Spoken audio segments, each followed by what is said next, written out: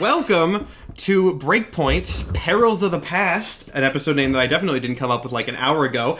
And welcome, Evan, a fan favorite returning guest. Let me get your camera here. Hello!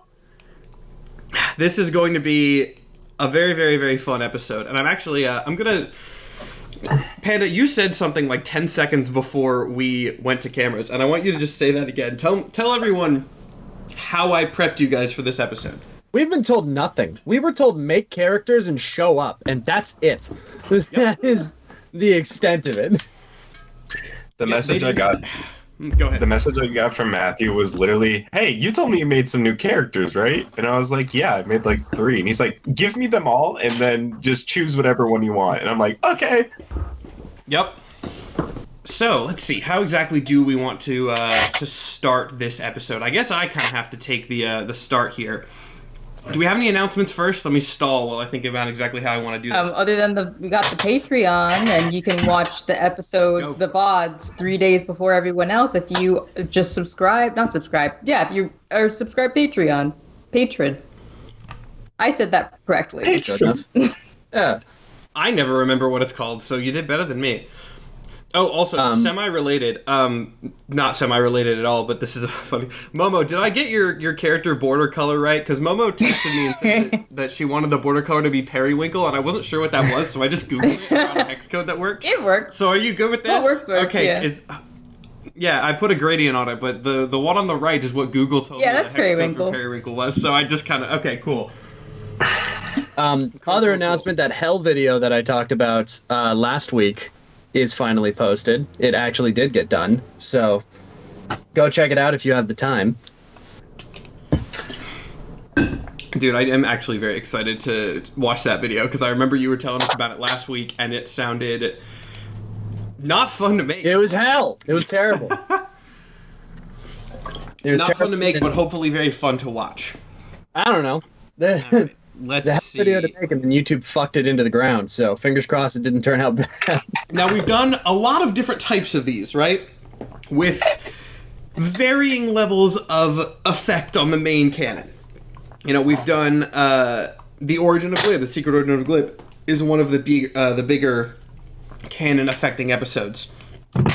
But then we also had things like, well, you know, I was going to say we also had things like Gob Force, which is that actually did affect canon quite a bit. Yeah.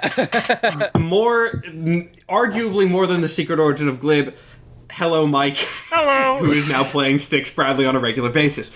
Anyway, point is, sometimes they affect canon, sometimes they don't, and they can take place really anywhere that I feel like as the DM, and therefore for this episode, let's see exactly how this map is going to show up. Camera died for a second. I'm fine. Before you change the camera, my camera died for a second. I'm good. Yeah, we're good. We're good. I saw it. I was fixing the map anyway.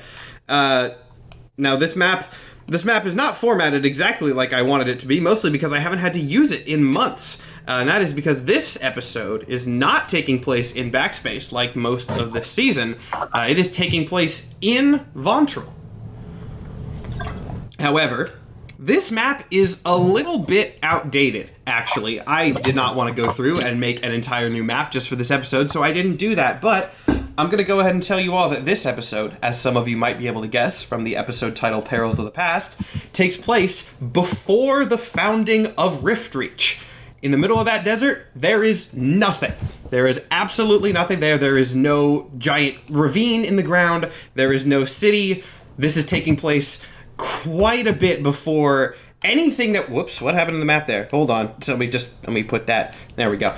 This is taking place quite a bit before anything that we have seen in the campaign so far. Technically. Depends on how you want to count backspace in the timeline, which is confusing on purpose. So, we are going to start out in a small village. And this is fun because I get to put Panda on the spot here. This village is in a small kingdom run by a man named Voidar. So, Panda, you want to do your intro, and if you would like, or I can use a random generator, do you want to name the village? Because this is in your kingdom. I think I'm just gonna go with the basics of the name. The Void is what the kingdom is called. All right. Okay, so my character's name is Voidar. And in short, he is a former big bad guy. He's a former bad guy of a previous campaign that failed, and all but one of the adventurers died, meaning that he just won. But the problem is that he didn't really think through his plan, because now his kingdom is just kind of self-sustaining. He won. He's the ruler of his own kingdom, and nobody really fights with it because there's no fucking point, because he exists. Nobody trades with it because they're self-sustaining. So it kind of just runs on its own, and he doesn't really know what to do anymore. So most days he's just posted up in the saloon that is in the middle of town, just posted up in the pub with nothing really to do. So my character is a big bad guy after the adventure. This is not a reference that I know you didn't do this intentionally, Panda, because I don't Definitely think you not. play League of Legends. But I do not play both League of the Legends. origin and the name remind me so much of, like, I don't know how many people in chat will get this, but it reminds me so much of Vagar from League, which is great. I love it. I'll explain that to you later, Panda, but just for chat, I recognize the similarity, and I think it's very funny. Now, let's see. You're posted up in this bar, in this village. Again, do you want to name Yep. the village, or should I turn to a random name generator? The village, he probably named it something dark and edgy because I want him to be, like, DM's first dark, edgy bad guy. So the village name is The Void because he thought that would be cool. Oh, the village specifically. I thought you meant the kingdom. Okay, I get what you mean. Well, he named it both The Void because he didn't think that it was going to exist Oh. after the adventuring party showed up. He thought he was going to die because he's like, yes, Okay. I'm the bad guy, obviously. Look at me. Speaking of look at me, someone in chat asked race and class, and also I would like you to tell everyone the reference picture that you sent me for Yeah, visuals. Voidar is dark side. That is the visuals. That's what he looks like. That's what he sounds like. That's his demeanor. Voidar is just dark side. If you want to see him, he looks like dark side. He is What's I'm the gonna cut name? in really quick here and go to my text messages where Yep. Panda sent me a picture of, I believe, a Dark Side action figure. I and did. said, this is pretty much what he looks like. Yep. Thank That's you for it. that, Panda. That's all I fucking did. He is a like stone black Aasimar with glowing red eyes and like a dark aura around him. And I'm going to be using a voice changer for most of this episode because he's got a weird fucking voice. And that's, yeah, if you want to put him in, he's just Darkseid who kind of fucked up and killed the Justice League and now doesn't really know what to do with himself. Yep. All right. Now, I think from there, we'll go over to another figure in this town, which would be Evan's character. This is the town that you are sheriff of, so if you want to give us a little intro to your character, of course, not knowing that you were in the town of the bad guy kingdom, integrate that into your backstory however you like. Oh, sick. So my character's name is Silver Tongue. He's a 1T, which is a snake person, basically. He's a fighter with the lower of gunslinger. And he's a Cape Cobra, so he's beige and stuff like that. And he's got a shotgun for a tail, and he's got two what's it called? Big irons on his hips. I think I just want to draw attention to just that thing that you said so quickly and casually like it was normal, which is a shotgun for a tail. Yeah. Oh yeah. Yeah. Did you make Rattlesnake Jake? Yeah, I did. You son of a bitch! That's something fucking name. Who is Rattlesnake Jake? Have you ever watched Rango? Oh fuck! You're Oh my right. God. He made Yep. the bad Oh my guy from God. Rango, and that's his character. But Are we just but playing I a made- bunch of fucking villains? Is this? but I made him in the style of Chuck Norris, Texas Ranger. Oh my god. So he's very scary. He's very terrifying to look at. He's got a silver tooth on one angle. He's got these deep coral eyes, and his beige brim kind of comes out and looks like a cowboy hat. And he's just deadly to look at. but if you live in the village, he's like the nicest man on earth. Excellent. All right, so did you have more? Oh, yeah. Basically, he loves every single race, hates humans. That's the reason why he has a shotgun tail. Because he's lost a lot. He lost his front tooth. He lost his tail. And he's kind of lost all, like, morality for humans. So it's kind of been great for him. Okay, well, that's a good transition, because I'm now realizing I don't actually know what race Momo's character is. Oh, I'm a tiefling. But I'm a tiefling. Okay, so we don't have any humans in the party. We're good to go. That would have been perfect. All right. I guess we'll go ahead and go to Momo then. Momo, you are you can be a resident of this town. You can be someone who's just passing through. Knowing your backstory, you can if there is an improv school, I'll give a little spoiler there, in this town, probably not the best one, but maybe that's the vibe you're going for. On that note, take it away. I'm going to be playing Jonah Bryce. He is a tiefling bard.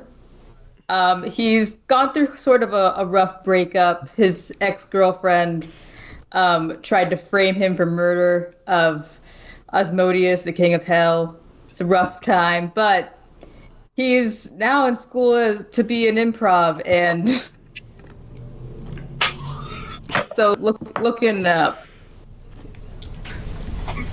Remember when I just said that everyone had radically different vibes? This is what I meant. This is what I meant by that. Can I add an addendum for this city to help Momo's character make sense to be here? Go for it. Again, this anyone's city ever is technically pandas. If anyone's ever seen The Last Unicorn, the bad guy in The Last Unicorn is basically depressed, and he tries everything in the world to try and make himself happy. And it's like, oh, I have a good sorcerer, and that didn't make me happy, so I'm gonna get a shit sorcerer and see if that works. Or like, oh, my kingdom is people, and that didn't make me happy, so I'm gonna take all the people out of it and see if that works, and then nothing fucking works. This dark side person, after he loses his fucking purpose with the missing party, did that to his own city. So yeah, there's an improv school, because he thought maybe if he had a bunch of improv comedians, maybe that would give him some fucking purpose, and nah, it didn't do shit. So, This strangely feels like an episode of Barry. I just wrote, this is perfect. Now I don't have to do any character dialogue good, because if I screw up on character dialogue, I can just say that the NPC you're talking to is a new student who hasn't learned how to improvise yet. This is perfect. God. My job just got so much easier.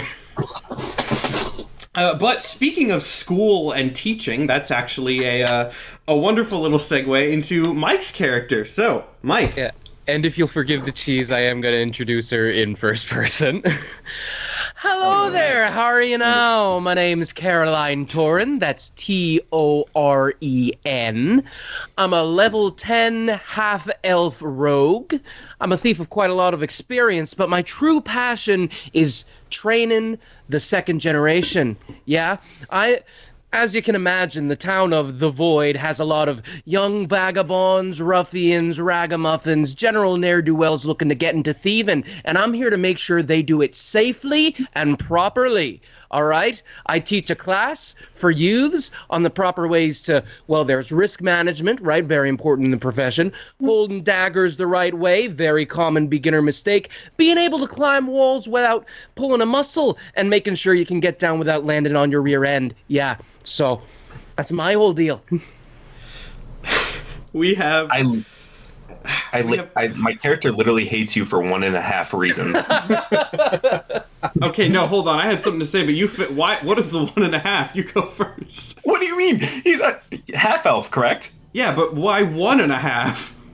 She's a thief. Because thief. She's a thief. No, never mind. I'm just look. I got distracted. That is like my whole career. I got distracted because what we've basically done is, in my brain, created this town, which is sponsored by essentially Voidar's Academy for Crime and Improv. It's like this is gonna be a hell of an episode. Academy for Crime. The other half is improv. This Listen, is why I make crimes- episodes where I tell you guys to just do whatever characters so we can do things like this. Has been there for longer because that was one of his first things that he tried to do was to be like, oh yeah, if I teach other people to be bad guys, maybe I can make more evil. And that didn't fucking work. So he's a very accomplished crime school. Congratulations. We just made Silvertongue's job So hard. just the worst. Just the worst. town Silvertongue, you are a for newer this, addition. This poor snake man. I might as well be a probation officer at You're this point. you're newer. He was like, listen, my second in command hired you. We have a sheriff. Why do we have a sheriff? Whenever I have a bad student, Silvertongue gets his hands on him, either because I send them there or they get caught because they're a bad student. Bad at thieving. Okay, well, with that Oh God. absolutely wonderful set of characters in mind, let's get into this. Now, we're going to do the classic D&D start here, which is all of you guys are in the local tavern, the tavern where Voidar just kind of hangs out and spends his successful retirement in a way. You guys can interact with each other as you would like. You guys can interact with any NPCs if you want to do any sort of character setup things, but you don't actually have to. If you guys are just having a regular night at the tavern, completely separate from everybody else, having your own interactions, that is fine. Let me know, and we'll move on, but I'm just giving you that sort of character opportunity right away.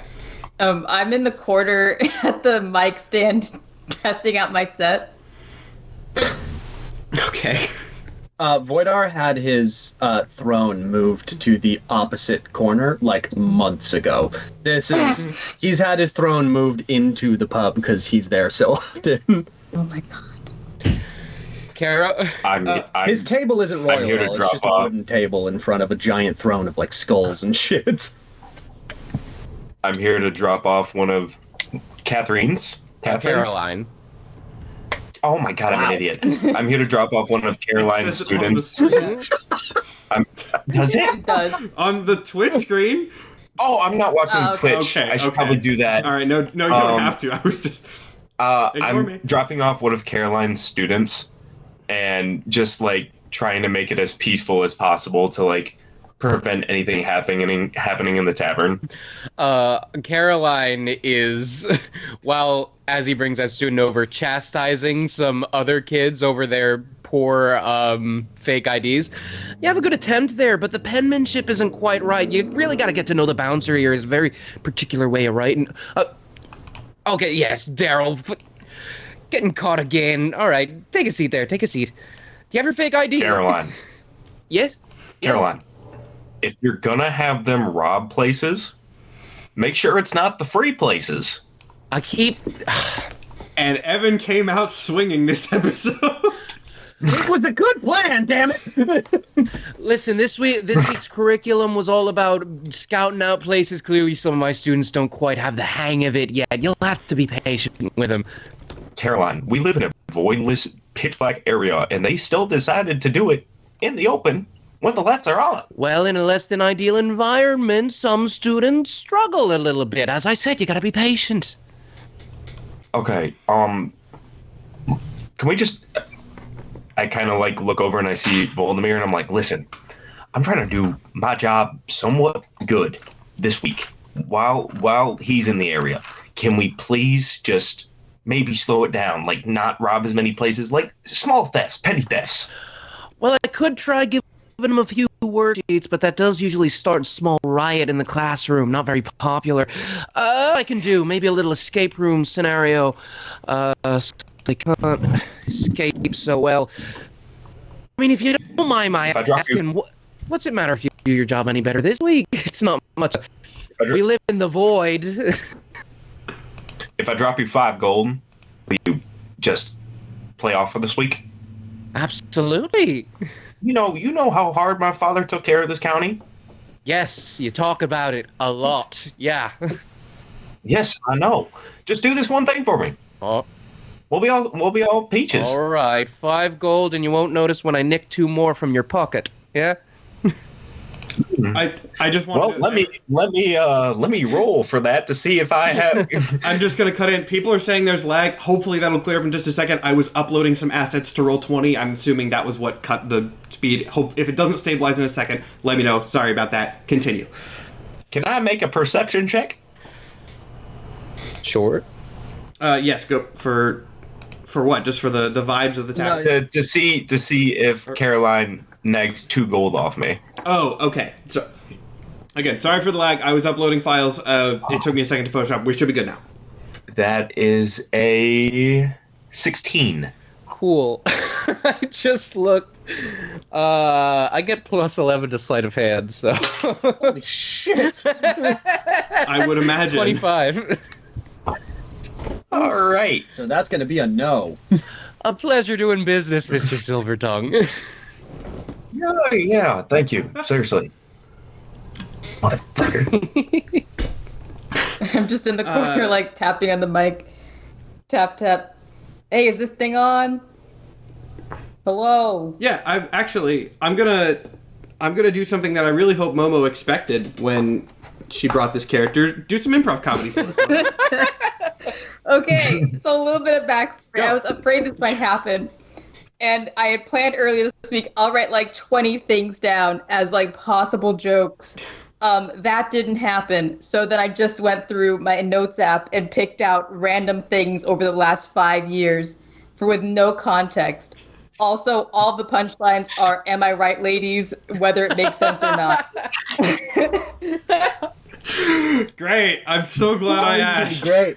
So that's gonna be a D8, and I'm gonna roll a D8 and see what my joke is. Lordy.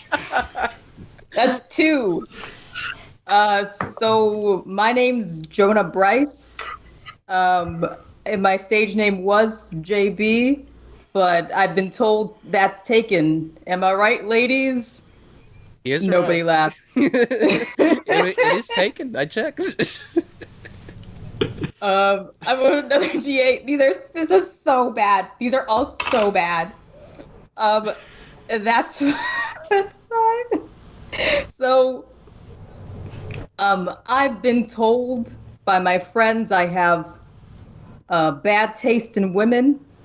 My ex-girlfriend, fellow tiefling. Yeah. Her dad is a soldier. And she's tried to frame me for his murder. You could say that she's lived up to her names. Am I right, lady? All right. On the second. Okay, wait. I gotta cut it. That's just your. That's not even. That's just your history. Your character's backstory. I'm still in the tavern, so I'm looking at this and I'm like, something you said got cut off my leg, and it cut back in just on a yeah. These are all so bad. Guys, I want to point out that was not lag on your. That was lag like on our whole Skype call, and it hit at a very good time. Like that was not your internet. That was everything broke. I was not. oh, I saw it and just went yeah. You didn't miss the punchline. That was just how it was. God. Okay. Panda, you had a reaction. Please save us from this. Voidar, upon hearing the second "Am I right, ladies?" just grabs whatever fucking drink he was drinking and throws it directly at the microphone. I don't care if it hits. Just strength of a god tries to take this fucking microphone out. That's crazy because I was about to shoot it. Smashes it, and from the back of the fucking bar, you just hear, "Shut the fuck up, for Christ's sake!" Listen, I'm working on new material. I don't have a lot to work with. I just got in this town. You're not gonna stay very long if you keep telling these fucking jokes. I swear to God. I mean me. Damn it. Someone give me another fucking drink. Oh. A terrified bartender rushes over with another drink for Voidar. I kind of slither over to Voidar, and I kind of like, "Oh, Your Majesty, do you want me to detain him? Who are you? You want to put him in the prison for the night? I can definitely do that for you. Prison? Do I know you? Who are you? I'm Bit Your Tongue, son. Silver Tongue. The sheriff. We have a sheriff? Why do we have a sheriff? Yeah, you've had me and my father on payroll for like I'm years. an evil emperor. Why do I need a sheriff? I have a crime school. I help. Yeah. You directly hired. You talked to my father. We have talked. Listen, I must have been very drunk when that happened. I'm very drunk now. I got my tail. I'm not gonna. Do you not see the shotgun tail? It drags. It goes clinkety clinkety clink every time it goes to the floor. I've never seen you before. You haven't noticed the beige snake with a shotgun tail? Not even a little bit. I'm sorry. Who are you? I'm Silver Tongue. I don't. The sheriff is so useless. How useless is he? He's so I useless. point both my big irons. I point both my big irons at. I point both my big irons at him. I have. Oh fuck! I have sharpshooter. What is it? I gotta find it. Oh, you actually firing? No, yeah. Oh my. Damn, dude. Adept marksman. I have to use 1 grit point, and I can shoot anything from any distance, Hey, basically. Mama, you got a backup character? No. No, I'm just gonna shoot whatever machine that they're using to talk. I have to roll a 20, and I have to get a 15 to hit. All right. That is a 18. Okay. You shoot the mic out of my hand. Mm-hmm. Like, hey. How about next time you shut? How about next time you shut the fuck up and I won't detain you, bitch? Relax. It's observational comedy. It's funny. It's observational comedy. I'll observationally throw your ass in I jail. guarantee you it's not funny. Mr. Silvertongue, please, a simple joke is not worth destroying a very expensive microphone, I will have you know. Now, you can't be making a scene in the bar because we don't have any other sheriff to throw you out. Listen here, Haffy. I don't care. Oh. All right. Oh boy. All right. Oh no. So the sheriff is also racist. Oh no. Voida. I like everybody else. Oh, hold on. Voida's gonna That's grab not his true. drink I again, just hate. and he's I hate humans. Sitting back watching the fight. Like, oh, okay, this might be interesting. Mr. Silvertongue, I told you if our working relationship was going to be any manner of cordial, you had to stop that kind of talk. Listen. I love elves. Just the tail and the eye and the tooth. Yeah. That's like there's some very serious dissonance. And you're not visiting the therapy seminars that I host on the weekends. I get it. You're still invited, you know. I think it could really help you. You never invited We me. need to fight to make this worth it.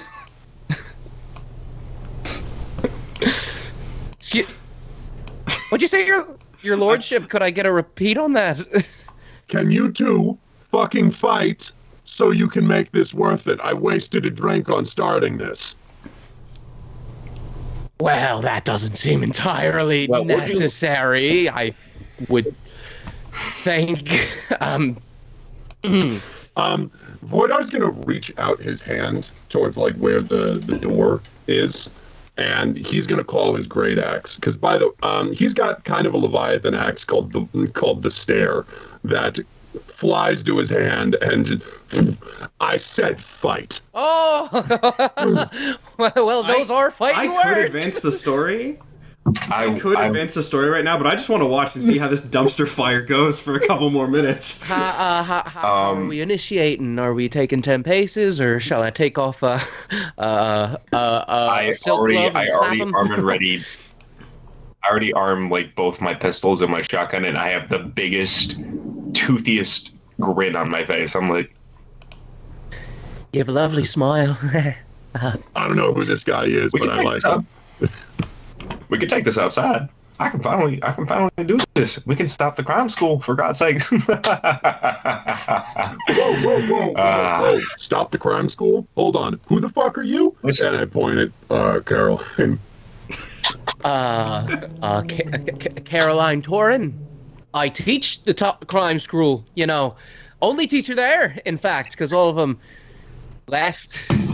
Son of a fucking bitch. All right, Snake, put your goddamn things away. Motherfucker. I'm like holstering everything, and I'm like putting my shotgun tail in it. It's clinking and grassing. We got one export in this goddamn town, and it's bad guys. I'm not gonna have you going and killing our only fucking teacher. Much appreciated, your lordship. Your passion for both the arts and education does not go unnoticed, let me tell you. Why the fuck are you still here and not teaching the school? Dunno, I'll go there now. Good lad. That seems like an excellent time to go ahead and advance things a little bit. Not that this is not incredibly entertaining to watch happen, but I can't believe I accidentally was racist. I didn't even like. I didn't even mean. How was that an accident? You called him in. What did you choose that? How did you blunder into that? Listen. It's against humans. I don't think it's actually. I'm half human. Well, you're gonna have to unpack that. We're gonna get into this. We're gonna get into this deep mental monologue later. Okay, so at this point, after this wonderful, very wholesome interaction has been going on for a bit, you guys hear, everyone in the tavern hears, a very strange noise from outside. I just accidentally clicked over to the battle map, which I should not have done yet, but it's okay because it was still set to last week's. So ignore that. That should not have been there, but I didn't spoil anything. You guys hear a very strange noise from outside. It seems... Actually, everyone make me a perception check. We'll see if you guys can figure out anything about this. 14. We're doing Perception. Perception. Also, get to the roll 20 if you're not. Oh boy. Oh. All right, actually, that's a dirty 20. I got it. That is a 6. I got a 10. All right, so highest by a decent margin actually was Jonah with the dirty 20. So I'm gonna imagine that Jonah was sort of trying his best to back away from this conversation as the target for most people involved in it, and therefore was closest to the door perhaps when this strange. It sounds like a roar, but not like any sort of roar that you've heard before. There's a strange distortion to it. As a tiefling, I mean, you had hell things in your backstory. You can definitely register it as this is some sort of magical creature for sure. Specifically what? You're not sure. But it's definitely something supernatural out there. Everyone else does hear it, but that's the bonus thing that Jonah gets. Whoa, what's that? Oh, are we on the Symmetry War or are we Breakpoint? A Symmetry War, yeah. Okay. I just put it on Symmetry. It's easier to just use that one. Okay. That's why it came up to last week's when I went to the battle map. And that's what it will still be on for note when you go to the Roll20. It'll be on last week's until I change it for the reveal. Continue. I know this is all very interesting what's going on here, but I think there's something going on outside, if you catch my drift. Am I right, ladies? Oh, God. Suppose you are. Voidar gets up. By the way, this is probably a good time to mention, Voidar's 8 feet tall. Oh, shit. Voidar gets up, grabs his axe, and, like, drunkenly stumbles over to the door to try and see what's outside. I kind of follow Voldar out and kind of, like, cock my weapons, get ready, and I'm just, like, also making sure that this 8-foot behemoth doesn't fall on me. All right. So, if you are all going to go to the Roll20 here, what you see out there is something very strange and probably fairly concerning, seeing as you've never seen anything like it before. Now, again, this is still last week's, but what you see are two creatures, two very large creatures in the middle of this town square. Things that you have never seen anything like before. One gigantic crystalline titan made of this sort of strange white minerals with this green glow coursing through it, and the other a rolling, almost liquid mass of shifting oily colors. They are not so concerned, as you can tell, with anything else around them in this town. They seem particularly angry with each other more than anything else. Whoa, we look like we walked You guys into are at some the sort bottom, of by the legendary monster battle. Am I right, lady? You need I'm so gonna much kick approval. Momo out of this. Tiefling, if you say another word, Stare is gonna chop you in half. Okay? Understood. What the fuck did I just say?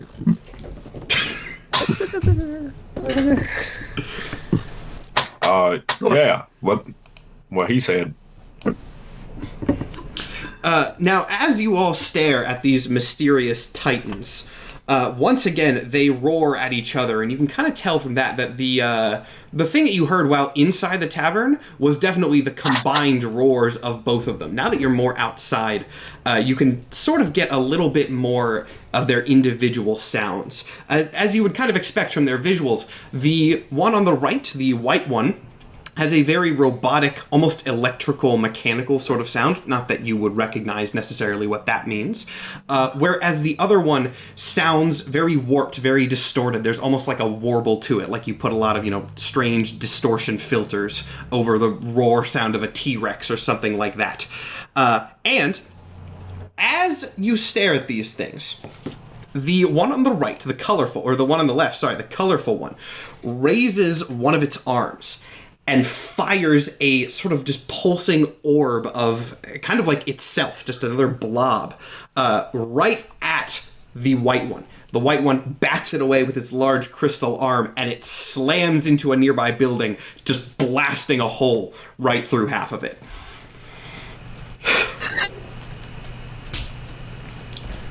Shit. Well, what do we do? Can we do it? Mr. Voidar, can we do anything? I'm gonna take that one. And he starts going towards the white one. Awesome. Everybody roll initiative. Oh, boy. Already, Jesus. Already, I decided to start us off with combat on this one. That is a natural 20. Now's a good Excellent. time to mention Voidar has a -2 on initiative. That is a natural 20. I got So add that plus my initiative 22. plus Wait, 7 give me- initiative. That's give a me a second. 27. Give me a second to write that down. First off, I want to point out that it's going to be very funny that Voidar's like, I got that one, and then the snake just immediately books it back. I got that one. Voidar's slow, man. He's big. For the purposes of your characters, I'm using the tokens that I made. I kind of put them in a weird order. In fact, I put them in like exactly inverse, which I should not have done. But Mike, you're green. Panda, you're red. Momo, you're pink. I did not have a silver or gray one, so Evan, you're blue, which is, I guess, kind of the closest one. So those are, you should have tokens. All right, now I'm going to heavily assume that Evan is going first with a 27. What did everybody else get? I got a 22. I also got 22. Oh, then who has the higher dex bonus? I'm going to take a shot and say it's probably the rogue. That do be plus... Where is my dex? Yeah. Plus 7? Is that right? I got a +1. That seems very high, but... No. I it's think higher I read the wrong number. Plus 3. So it's... I got a +1, Okay. so it doesn't matter. Okay. And then, Panda, what did you get? I think your mic cut out for a second. What'd you 12. say? I got 12. 12. All right, cool. And then let me roll for the strange creatures. All right. There it is. That's low. I guess that makes sense, though. And that's not as low. Okay, you guys did get really high initiative rolls, though. So, despite Voidar saying, I got this one and charging into battle first, it is definitely Evan's turn. So, Silvertongue, you are up. I'm gonna move right here because this looks like cover. Am I correct? Yeah, I mean, there's like boxes and stuff. Again, this is like a festival map that I'm just using this as Okay. a city streets map essentially. And yes, it is the same like a streets? pride festival. It is not canonically the same streets. It Okay. is the map I've used before. And I don't want to go and grab new maps for every one of these breakpoints. That would take forever. So I'm gonna use 2-weapon fighting, or my dual shot, and I'm gonna use both my revolvers, and waste 2 grit points for a piercing shot. all right. And I'm gonna head both for the head. And I'm assuming you are throwing this into the weird shifting color mass. Which I'm Yes. zooming in on for the purposes of the audience. All right, so 2d8 plus 4. I have a cowboy hat full of dice. D8, D8, and all right. So 2d8 plus 4 on both of those. So, well, I can't see. That is a 8 and a 6, and then 1 and an 8. So 8 and a 6. Trying to do the math. 14, and then 9 plus 4, 27. And that's like an auto hit thing? No, I have to roll the hit. I totally forgot about that. My brain is not working. So much math. I was like, do gunslingers have an auto hit thing? They might. That sounds like a gunslinger ability. And then that is an 18 on the first roll. An 18 will hit. And then on the second roll, it's a 13. That one will actually also hit. These things don't have crazy AC because they. And on the second one, it's a 4 and a 1. Not great. And then 8 and a 4. So, God, I hate doing math. 4 and a 1, 8 and a 4. Actually, 3 and a 1. So 4, 12, 16. Add 10 to both of those. 37 and 22 for hits. So 37 plus 22, 59. For 59 damage? That's a ton. Yeah, for a Dear hit Lord. DC, hit DC is plus 10. Dear Lord. All right, cool. I mean, that does hit. So 59 damage. That's I need to look at gunslinger stats, apparently. Yep, so I slide on in like a cool motherfucker. And I get behind this box, and I pull out my double revolvers, and I rotate them like a cool dude and shoot them twice. You fire 2 blasts into this thing. Not entirely sure what's going to happen, but you see the bullets make sort of splashes as they enter, which do fill back in, but the creature does not look happy about it. You can see the colors where you shot are shifting around a little bit more than the rest of the body. Not entirely sure if that means it's wounded. You've never seen anything like this before, but it definitely has had some level of effect. At which point, Mike, Caroline. Well, in for a penny, shoot it in the same place, I suppose. that was very southern. But I am going to use my short bow to try and hit it in the same place that Silver Tongue shot for. And if I hit, would sneak attack apply here? Am I an unknown entity, or? Let me remind myself how sneak attack works, because I know there's a billion different sort of qualifiers for it. Sneak. Oh, if you have advantage, so no. Never mind. Oh, okay. Well, the other one is, if another enemy is within 5 feet, and then another enemy within or an ally of you within 5 feet of the creature. Okay. So if Silver Tongue was closer, you would, but no, you guys are both firing from. Okay, cool. In which case, we're just gonna try to hit it with the short bow. 14 plus 7. 21. 21 is going to hit. Excellent. And then, what's the damage on that? 1d6 plus 3. That's going to be a whopping 4 damage, baby. That would be such a good scene. Evan like slithers in, whips out his guns, fires a bunch of things, and then Caroline rolls up.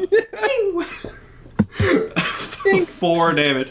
I mean, it hits. It does the 4 damage. It's proper conduct to do one shot at a time. I have subtracted 4 health from the monster's more than 4 health. We got it, baby.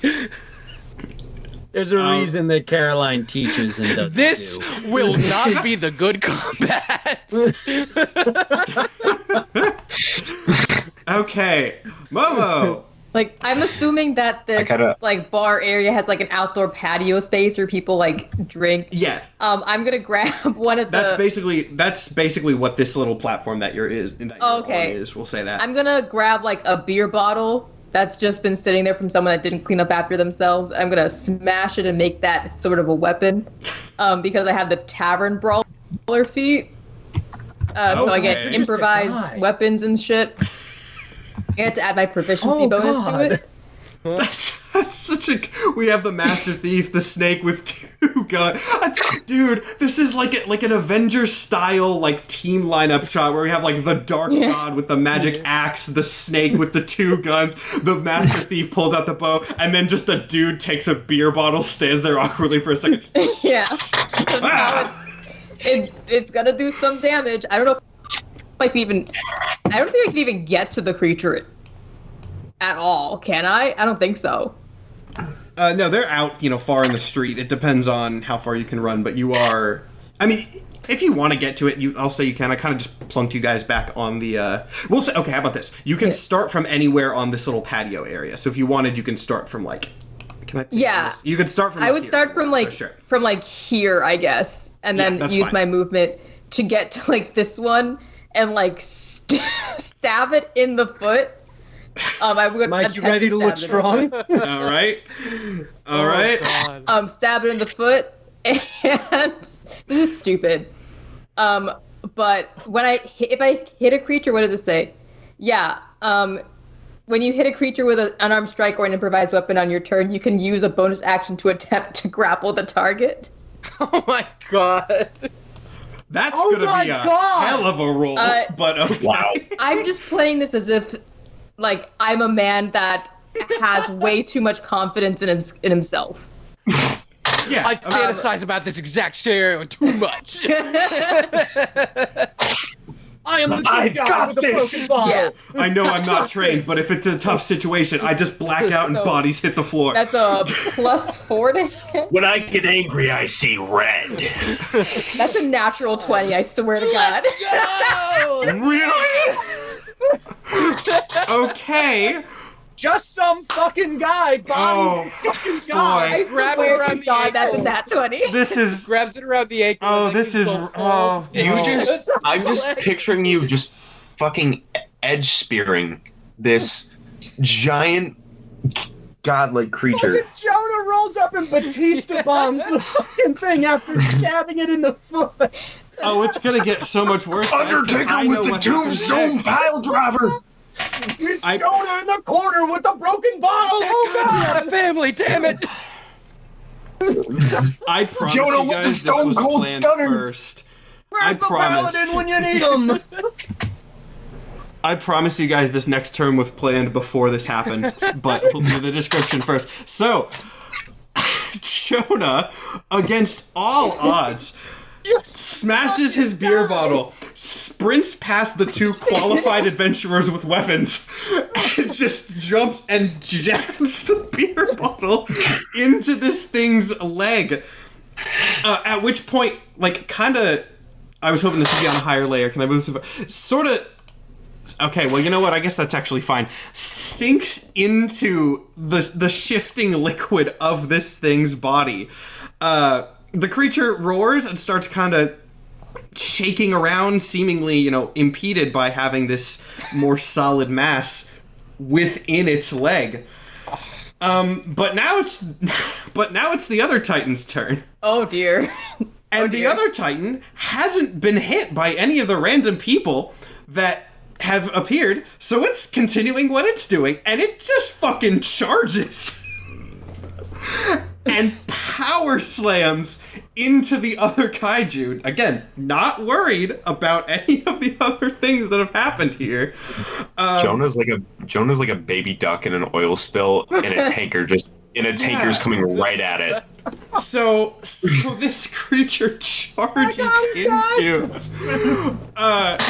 creating this loud splatting sound, I would assume accompanied by a loud groan from Jonah, who, I mean, the consistency of the creature muffles a lot of the impact force, but it's still not great. I'm gonna take a little bit of damage from that. It's like Polka Dot Man. I'm a superhero. I also have an 11 AC, so. Oh no. Okay, well, don't worry about that, Momo, because AC would not have saved you from getting power slammed by a Titan. So, yeah, you're going to take, 8 damage, which is not bad, but the kaiju that got hit takes a lot more damage. You see its form start to liquefy a little bit more. It seems to be having a little bit more trouble holding together. But that is its turn. That is its turn at the moment. Now, after charging it first, Voidar, finally your turn. Okay, well, score. That I have a weirdly fast moving speed for someone who is so fucking slow. Because I have a movement speed of 30. So he's gonna get all the way up here. And he is just going to swing at the thing with the great axe. At which one? Or both? He's still going after the mechanical one. He's still going after the white one. So he's gonna try and swing at the just finished fucking pile driving the goop monster. Okay. Let's see. That is a son of a bitch. That is a 9 to hit. 9 is not going to hit. No surprise. He's really drunk. He fucking whiffs the battle axe hit. I do get 2 attacks because I am technically a paladin. Really? So we're gonna, yeah. I don't actually think you're paladin warlock multiclass, right? I actually don't think we said that at the beginning. I am a paladin warlock multiclass. You know what? No, his second attack is gonna be an eldritch blast, but remember he's dark side, so these are eye beams. And we're gonna see if this actually fucking. It's gonna be real funny if he made all of this fuss, gets all the way up and fucking drops. No, that's not gonna hit. That's an 8 to hit. Worse than Someone in before. chat just said Both Styx ancestor, and now, with those fucking rolls. Yep. All right. So Voidar runs up and just starts kind of bashing on this thing to seemingly zero effect whatsoever. And I kind of just murmur under my breath, and he's like, "You didn't know me." All right. He's at this really point, drunk. Give him a minute. it is the other Titan's turn. So let's see if it can break out of this grapple, which is now technically being grappled by 2 creatures. One's a little stronger than the other, but technically 2. So I'll make it. And he got a nat 1. You grappled. Thanks, Tim. You grappled. This thing. Gotcha. I got him. No, I got the imagery. I got the imagery right here. We zoom in very close on Jonah, who is kind of poked out of the thing's leg and is like desperately wrapping around it, holding it to the ground. It's like straight up like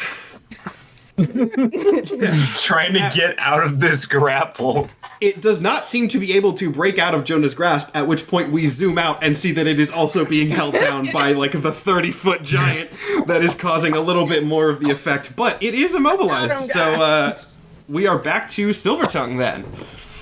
I'm out of grit points because I shot your stupid mic. So I'm just gonna spend ability points on that? Yeah. Yeah, I have to for piercing shot. Yeah. All right, respect. I used 2 of them, and now I'm out. So I'm just gonna get a little bit closer, and for the metal guy, I'm gonna go and whip out my tail and shoot him with my shotgun. Shoot him. All right, that is 2d8 plus 3.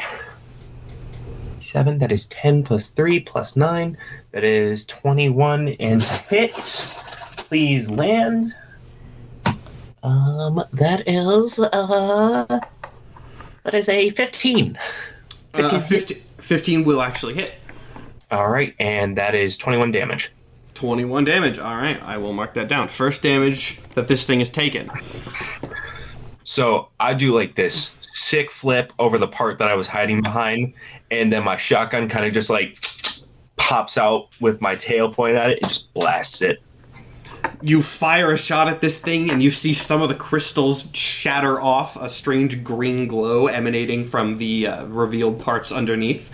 It does turn to look at you, notably. It did notice that, and it is not happy.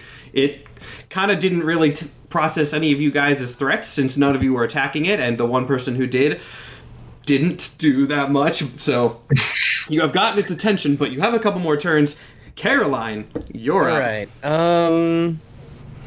Yeehaw, Chuckle Fox. Do I want to go? Which one do I want to go for? I know I want to do some stabbing. I think we can go for stabbing. What do each of these do for damage? Oh, I will say this, yes, Mike, because the Chaos one is grappled and on the ground, you would definitely, and also the enemy Titan is on top of it, you would get your sneak attack bonus on it now. Just so we're gonna roll up to the Chaos Titan. Is that what you called it? It's not an official canon term before people jump to that, but that's what I'm calling it. Just want to make sure I wasn't making shit up. Yeah. And we're gonna roll it with advantage because it's all grappled. Wow, they weren't great, but does a 15 hit? A 15 will hit. So then I am going to stab it with my rapier. And sneak attack grants...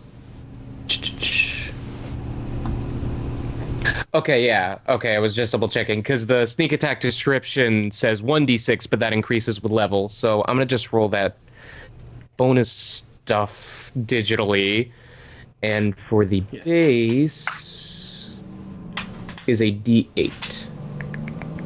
Yeah, cool. Another one on the damage dice, but that's an addition plus an additional 23, so 24. 24. You guys are really throwing some damage into this thing. Love to see it. All right, if that is your turn, then it goes. back to... could I also use a Dax action to not be directly underneath the Titans? Yes, good idea. Smart. And you don't need to disengage because they're both fairly occupied. Then it is back to Jonah.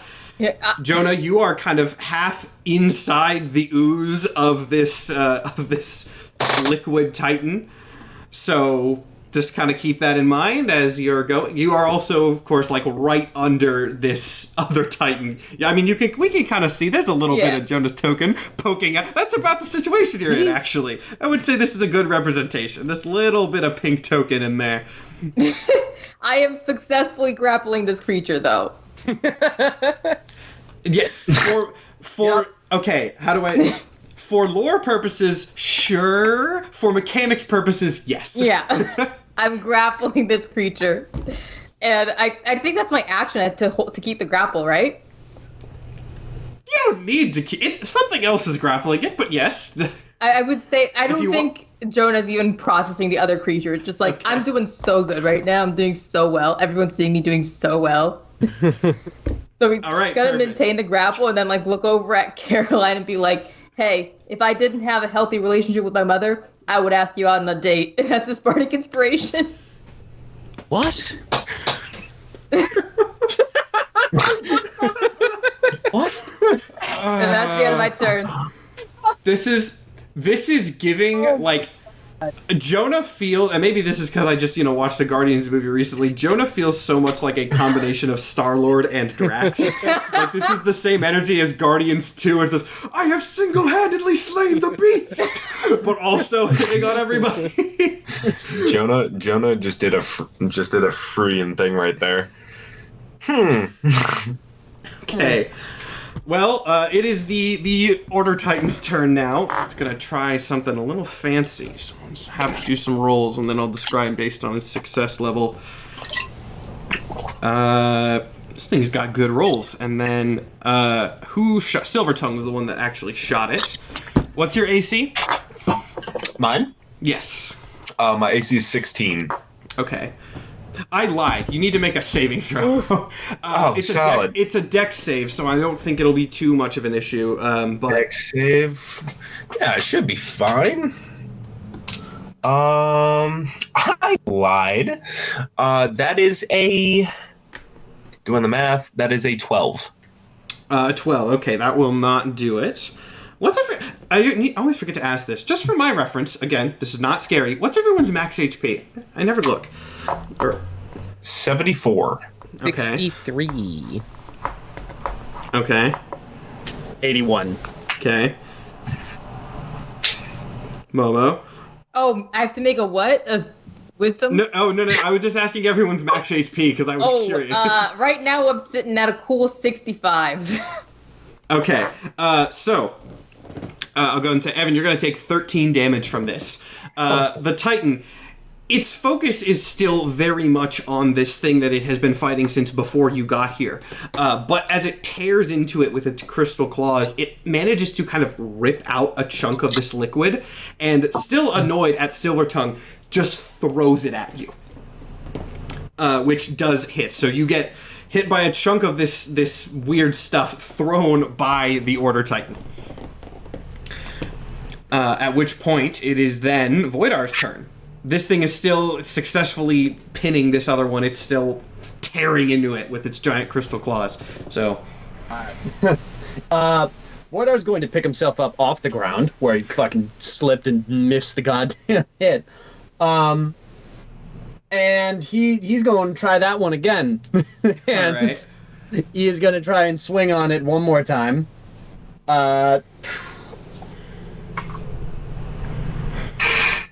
Yeah, I'm just gonna swing on it. All right. Please don't give me my bad luck here. All right, that's a 24 to hit. 24 will definitely do it. All right, score. Am I allowed to channel divinity after I make an attack roll, or do I need to do that before? I'm not sure. Let me look. I don't play paladins very often. I'll find it. It looks like I have to do it before, because you add +1 to attack rolls. I believe it's for... Just because I don't want to spend time looking it up, I'll give it to you now, and just so go ahead, and I'll look it up as we're going, right. Just for the sake of time. Okay. In that case, Oh, no, the only thing that it does is help with attack rolls, so I fucked up. Okay. All right, great. With that, he's going to slash at the thing, which he gets 9 damage for, so he fucking dinks off the middle armor. Hey, it does something. And then he is going to try to Eldritch Blast the rainbow one that it's pinning. Okay. He's going to turn... Oh, and I actually get 2 of these. Ironic, because there's 2 beams. And it is incapacitated, so I believe you get advantage. Oh, I do? Okay, Or great. Paint, whatever the word is. Yeah. So that is... First one to hit is going to be a 17. That hits. And the second one to hit is going to be a 22. Those both hit.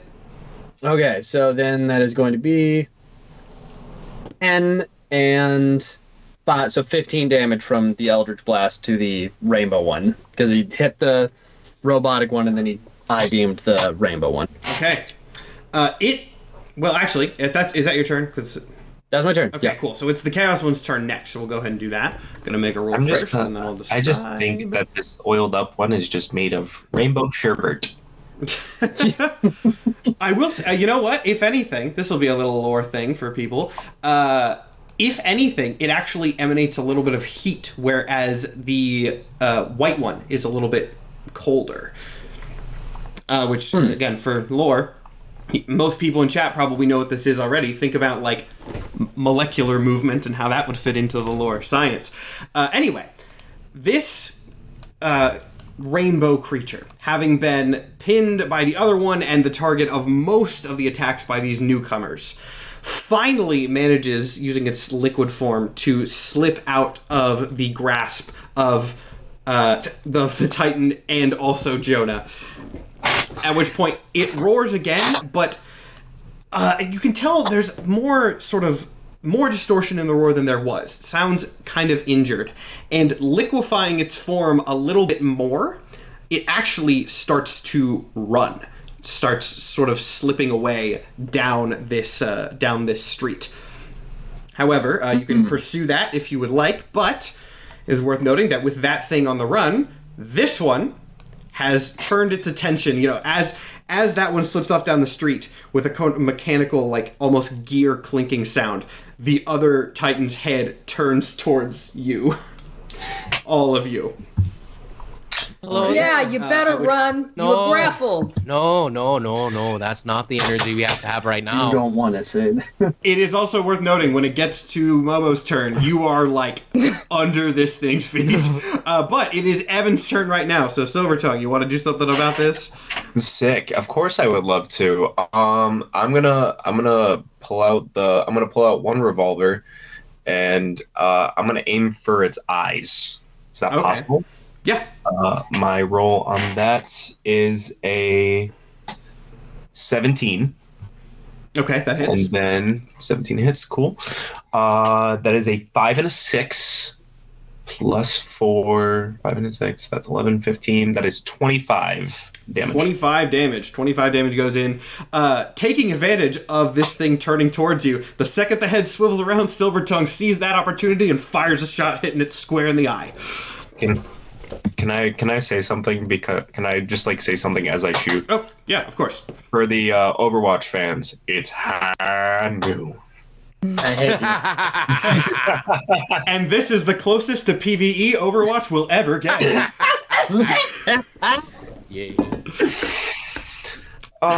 Mike, you want-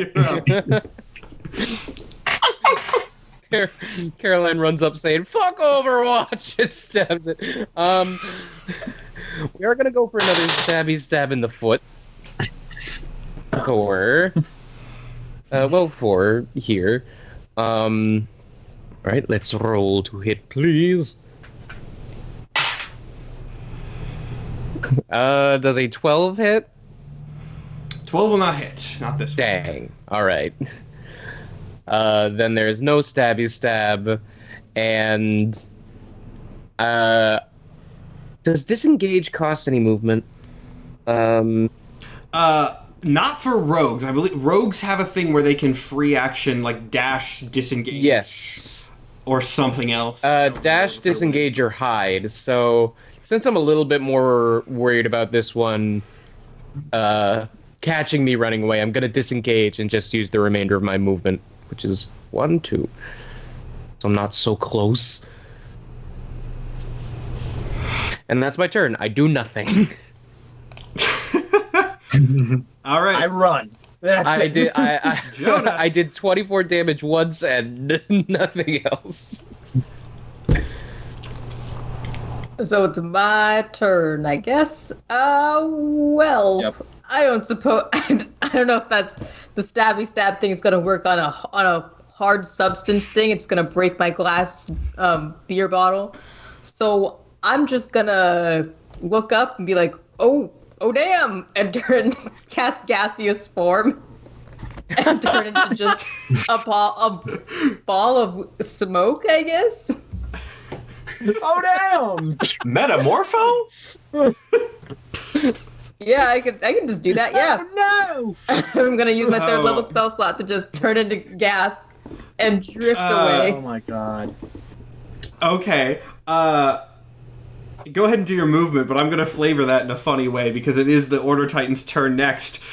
So, just to make this funnier, the Order Titan looks down at the thing right at its feet and slams a fist down, to the perspective of everyone else in the party, it does very much seem like this thing slams down on Jonah and just turns him into a fine mist. Yeah. And I can only move 10 feet in this form, so I'm just like slowly drifting away. Yeah. Caroline looks back to the bar to see if any of the kids are like watching. 100%. Cover your eyes! Giant monsters. Cover your eyes! You don't need to see this! What in tarnation? This is cool! No, it's not! Is the tiefling dead? This is just like that anime I watched. No. Anyway, this thing's turn is not... I'm not going to actually have it waste its turn on the gaseous form hit, but I thought it was funny flavor. So, it's then going to turn to the person nearest to it, which would be Voidar. Voidar, I need you to make a... I almost said... Dex. I wasn't going to say Dex. It's actually... it is a... Wait, which saving throw is this? Did I write it down? I think it's Constitution. This is a special thing. Okay, I can live with that. Let's see. I stand corrected. I cannot live with that. That's a 6. A 6. Okay, yeah. A 6 is not going to do it. So... No. This thing, having seemingly, at least to its view, eliminated the bard in front of it, turns to the next thing, the next nearest creature, raises a hand, and you see a sort of green, translucent crystal appear in its hand that it fires at you, which hits, and essentially, on impact, creates like a green crystal shell around you, almost. Basically putting you in stasis. You are stunned, and it's going to take a strength check on your turn to try to burst out of that. Okay. Speaking of that, though, it is your turn. So if you want to give me a strength check to try to break out of this crystal prison that it has put you in. I need everyone's fucking thoughts and prayers right now. Let's figure this shit out, please. I have a question. That's an 11. No, you guys don't see any, like, I imagine from the outside there's maybe like a faint glow around Voidar's eyes and the rest of his body and his axe, but it does not seem to be able to permeate the you crystal. just hear fucking that's it. Yep. And yeah, that's, you're stunned. So at this point, it would be the Chaos Titan's turn. It has left, so it is back to Silver Tongue. I'll also go ahead and say this thing is starting to look injured. You are pouring on a lot of damage to it, so you can see cracks starting to form in its crystal armor. I'm gonna go for my shotgun attack. And then I'm gonna go with my extra attack as well. So I'm gonna do 2 shotgun attacks. Double shotgun, go for it. Double shotgun. Okay, cool. So first roll for first shotgun is a 12. That will not hit. Fuck. Okay, so its AC is 13. That's good to know. And the special attack is a what is that? I can't see very well. It's very dark in my room. Is a 15. A 15. Okay, that one will hit. Yes. Okay, cool. Sorry, I can't see. It's very dark on one side of the room. 4 and a 6. That's 10 plus 4, 14. 23 damage. Dang, you do a ton of damage for your level. 23 damage.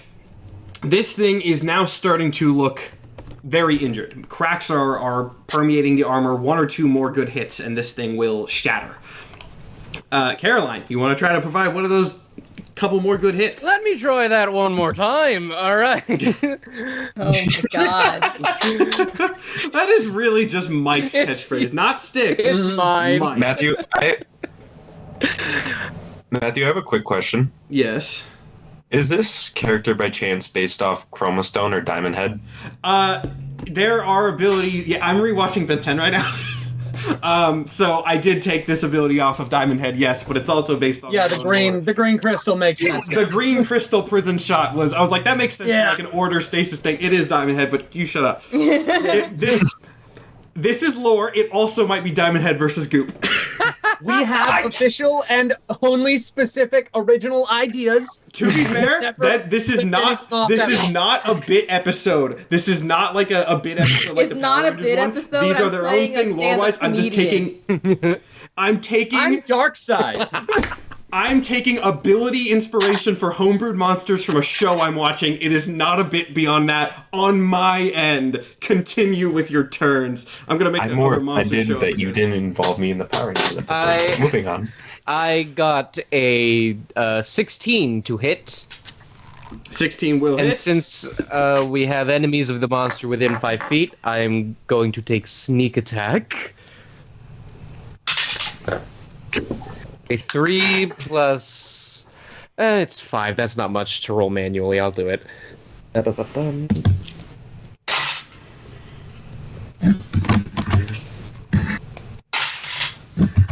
Okay.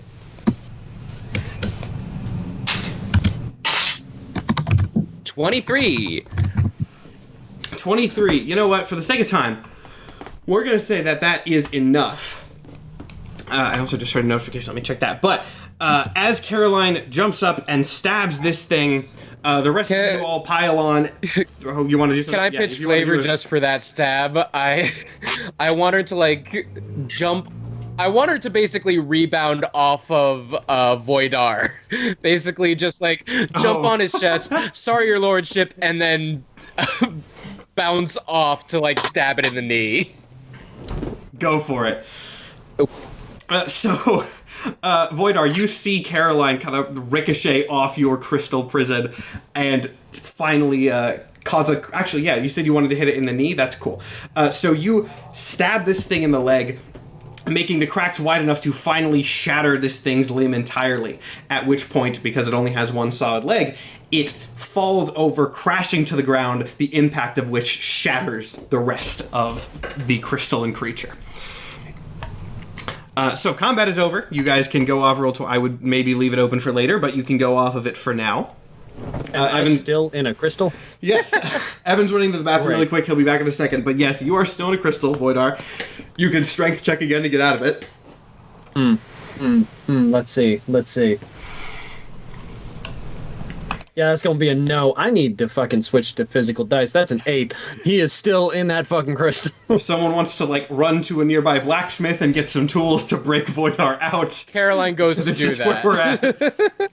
Okay. No need. I have a beer bottle. I'm just gonna take a good whack She's at still it. alive? The rest of the beer bottle shatters on the crystal. But a moment later, Caroline is back with blacksmith tools, kind of, puts like a spike up and hammers into the thing, shattering it, which I imagine, like, as it shatters, sort of the second half of Voidar's scream kind of comes out as, as he's finally freed. When he hits the ground, immediately from being hit with an order crystal, Matt, you can tell me if this doesn't make any sense. Okay. After being hit with the order crystal, thing shatters, he falls, drops, and then vomits immediately from how drunk he was, and gets up stone cold sober. Just immediately.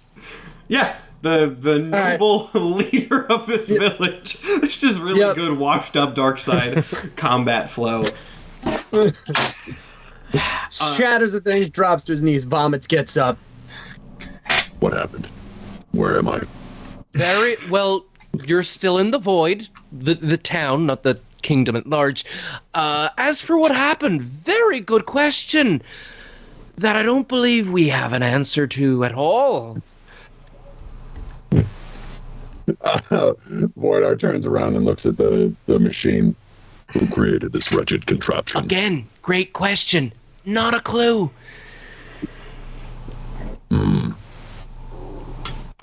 Well, I just think that for now, we maybe expect to do a little bit. This could be, and I'm not making allegations. This could be a human attack. A human? For all we know. You think that's a human? No, I don't think this is a human, but they are very sneaky. Silvertongue, is it not your job to stop threats to this town? Excuse me, Your Majesty, but I was flexible out there. Flexible? Did you not? Then how did they approach the void? Golly, look at the time. This is wild. I do love that imagery of the leader who was kind of lightly bonking the monster, then got trapped in a crystal for the last part of the fight, turns to the sheriff who was firing off these picture perfect shots left and right, says, "Why didn't you kill that thing?" Listen, man, he's Darkseid. Darkseid takes no blame. True. I'm gonna kind of like. Can I roll for deception? Are you gonna try and trick your tribe? I'm gonna try and trick you. Okay. Oh my god. Go for it. That is a dirty 20. 16 plus 4. And I'm just gonna kind of go like, listen, it was a team effort, but I feel like I just put in a little bit more, so maybe if I was getting paid a little bit more, we won't have these problems next time, and I can take care of it in a quickie. Caroline is rolling her eyes so hard she notices for the first time Jonah, but you're still alive. Oh yeah. Like I do that when I need to get out of kind of tight spaces. Sometimes, crowds aren't really receptive to your material and you gotta get out of there. No, there's a wizard dude that lives down the street. His name is like Shigaraki. He doesn't touch Shut people the anymore. fuck up. They just they dissipate now. It's so odd. I swear to Shut fucking your God, fucking Evan. mouth. It's so weird. No, but like I didn't know. I thought he just like kaboo, and he just like ripped you into. Listen, Mama once said, "Popcorn gonna bite." Everyone just looks at you and just like, yeah. So anyway, that I don't know what that monster attack was, but I did really well in that fight. I grappled it. Did everyone see that? I grappled it for like a long time. That massive monster. That was impressive because he was like, what? Yeah. That was crazy. Voidar is gonna lean over to Caroline and be like, Is that true? Tiefling grapple the monster. In a sense, technically, wasn't the main. He's better at fighting than comedy. Voidar, that's all he needs to hear. That's all he needs to hear. The second that he hears, yeah, technically, Voidar stands Up and goes, what is your name, Tiefling? Jonah Bryce. Jonah Bryce. Jonah Bryce, you are now captain of the guard. No, your lordship. Oh.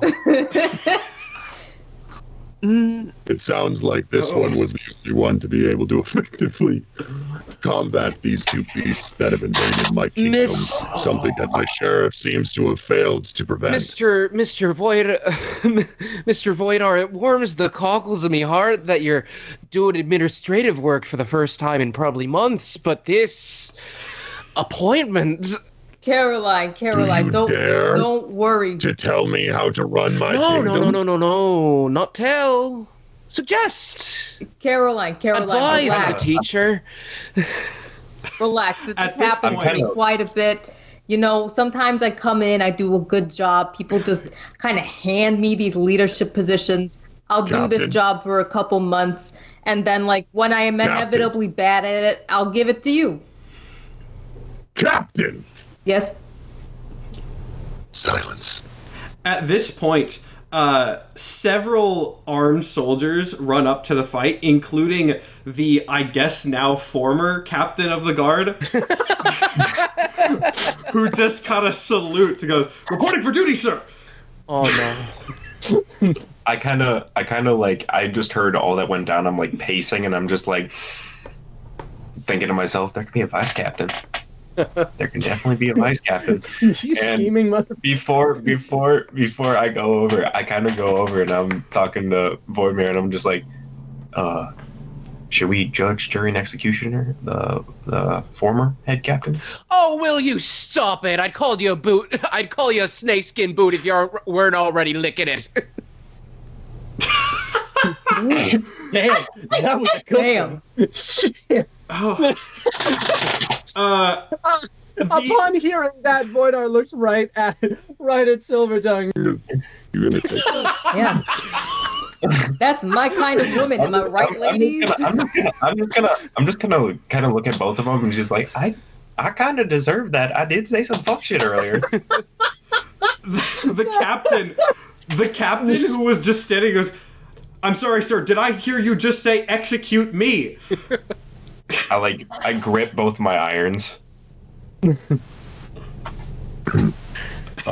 Former captain, your usefulness seems to be in question. How did you allow these two to invade my kingdom? The captain kind of looks around and actually takes on a slightly more serious tone for a second. He goes, "Well, there were so many of them, they were difficult to stop, sir. Many. Excuse you? We were fighting them on other fronts in other areas of the village and the kingdom at large." How many of these beasts dared to enter the void?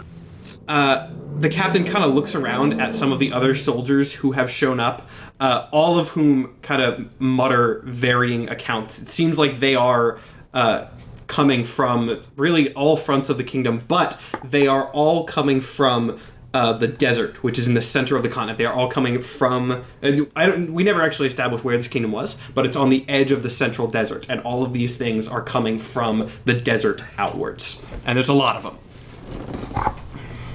I see. I see that none of you are strong enough to defeat it on its own. I will take a party and vanquish these foes to our prized city. Captain, he turns to Yes, Jonah. Completely ignoring the former captain. Oh, all right, sir. Caroline pats the former on the shoulder. Sir, can I shoot him? If you As the captain of the guard, again. As the captain of the guard, I would like to motion to relieve Sheriff Silvertongue of his duties. Well, that is not asking your opinion, Captain. I'm giving you an order. Assemble a team of our best fighters. We are going to fight the inevitable. And he turns to walk towards wherever the fucking desert is. I raised my snake hand and am I relieved? What am I doing now? Actually, since as punishment for your multiple treasonous attempts, you are now part of the group that will vanquish these foes. And in fact, you are the front of the front line. Congratulations on your promotion, Sheriff. Fuck yeah. Front lines. I actually don't know many other people, Miss Caroline, so unfortunately I'm gonna have to recruit you. I'd object, but the only competent martial folk in this town are children. They are my students. I don't want any of them to go. Too unsafe. I don't want you going either. Too fucking unsafe, but I will go. You hear a chorus of kind of disappointed noises from the children who were watching this monster fight. They're not allowed to go. I kind of... Voidar turns back to Caroline. Would the children like to fight? It doesn't matter if they'd like to. They'd very well like to jump off a bridge to see if they'll survive. Not going to mean I'll let them. Let me rephrase the question. Can the children I'm not going to let them. I start writing a letter to my ex-girlfriend, Trouble. Her name is Trouble? Yeah. Voidar, after taking a second, Voidar is just... I respect your moxie, and turns and walks away again. The captain of the guard, or former captain of the guard, turns to the new captain of the guard. Just, "Sir, I would like to volunteer myself for this mission. I am one of the most competent fighters in this village, if I do say so myself." Amazing. I have a really important mission for you. So you need to take this letter and mail it, get it to her as soon as possible. Guy takes the letter, kind of looks and goes, "Excuse me, sir, but who is this?" Trouble Hirrigan. She lives in hell, so you gotta get to the 9th layer. Just make sure she gets it. Does our postal service deliver?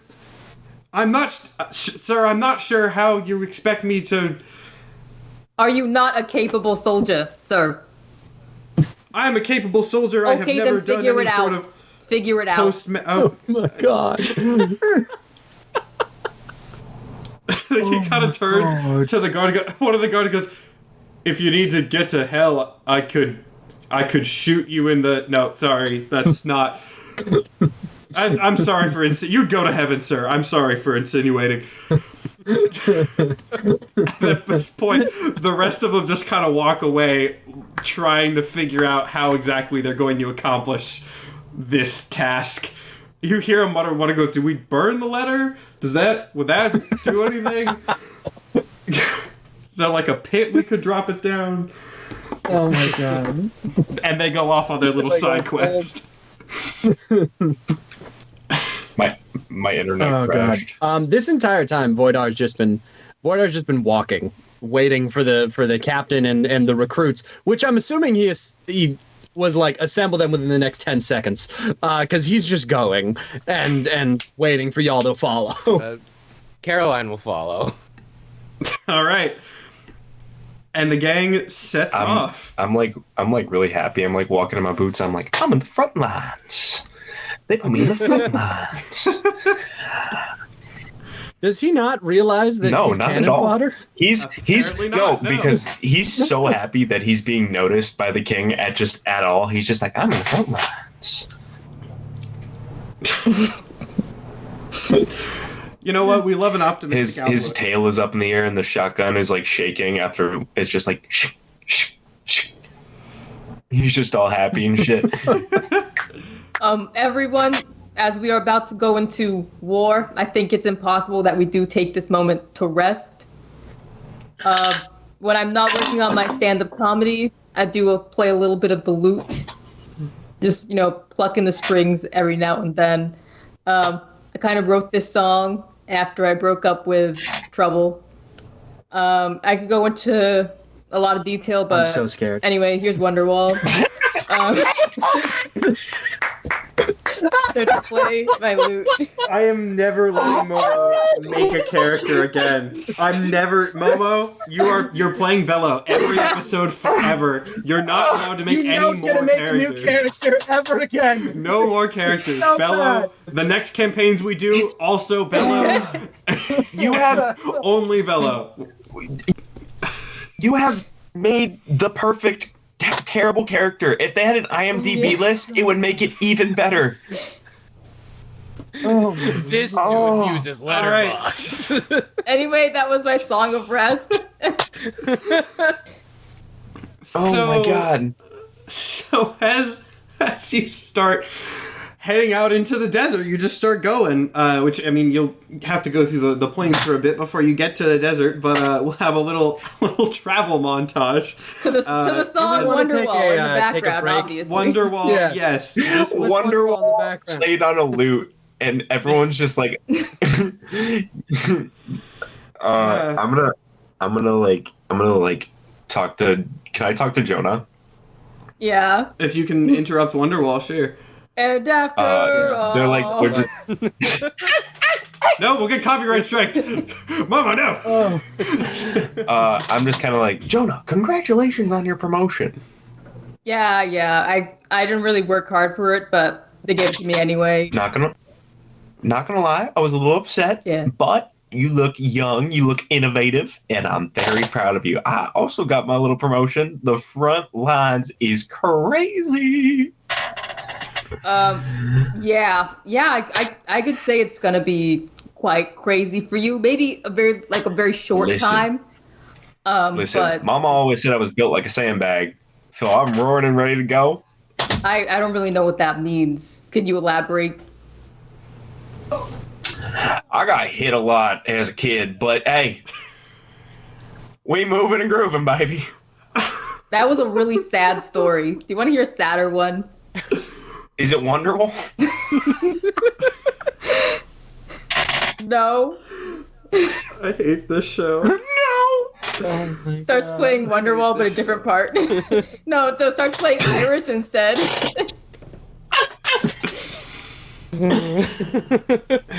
Oh my god. Since we're in a little transitional period, why don't we take our break and then pick up with this Cheers. beautiful journey? Please, God, get me out of this. Now, Target, send it to fucking send it to the starting scoot, please. I'm not legally allowed to do this, but if you guys want to make the experience that I have in my head right now, like get another tab open and start playing Wonderwall during the pause screen.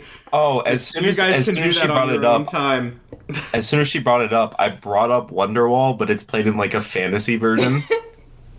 Oh, Great. God. All right, cool. So you guys listen to that. We'll be back in a couple of minutes. We're back. A lot of people in chat said that they were listening to Medieval Wonderwall, which is good. That's what everyone was just saying on here, too.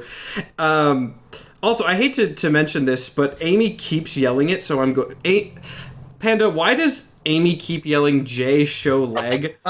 Because tomorrow is a thing called Crypticon in Washington, and Crypticon is a horror convention. My girlfriend and her best friend have gone every single year, and I'm going with them tomorrow. But they cosplay for it, and my precious 5'2" girlfriend always goes as Jason, and her friend always goes as a camp counselor. And they want me to go as a other camp counselor, but because it is a Camp Crystal Lake uniform, if you've never seen Friday the 13th, it is essentially like a crop top t-shirt and short shorts, and that's about it. And when I was like showed any hesitance towards doing that cosplay, Scarlett immediately turned to my Discord and announced that that was what they wanted us to do, and that I was being hesitant about it, and immediately got everyone on my fucking ass. So, well, then we'll move on. Now that 126 more people know. We gotta plug the after show real quick. Yes, yeah. Any announcements, any plugs that we need to do? I'll cover this one really quick. Nathan's not here this week, but Nathan's going on tour later this year. You can find info on Nathan's pages, which are rotating through the chat. Anything else we need to go over? We got our after show backstage that we're going to do after this. We're going to talk about our character creation shit and anything else that comes up in the second half of this episode. All right, perfect. I guess there's Evan. Do you have anything you want to plug too? Usually we ask, and I forgot.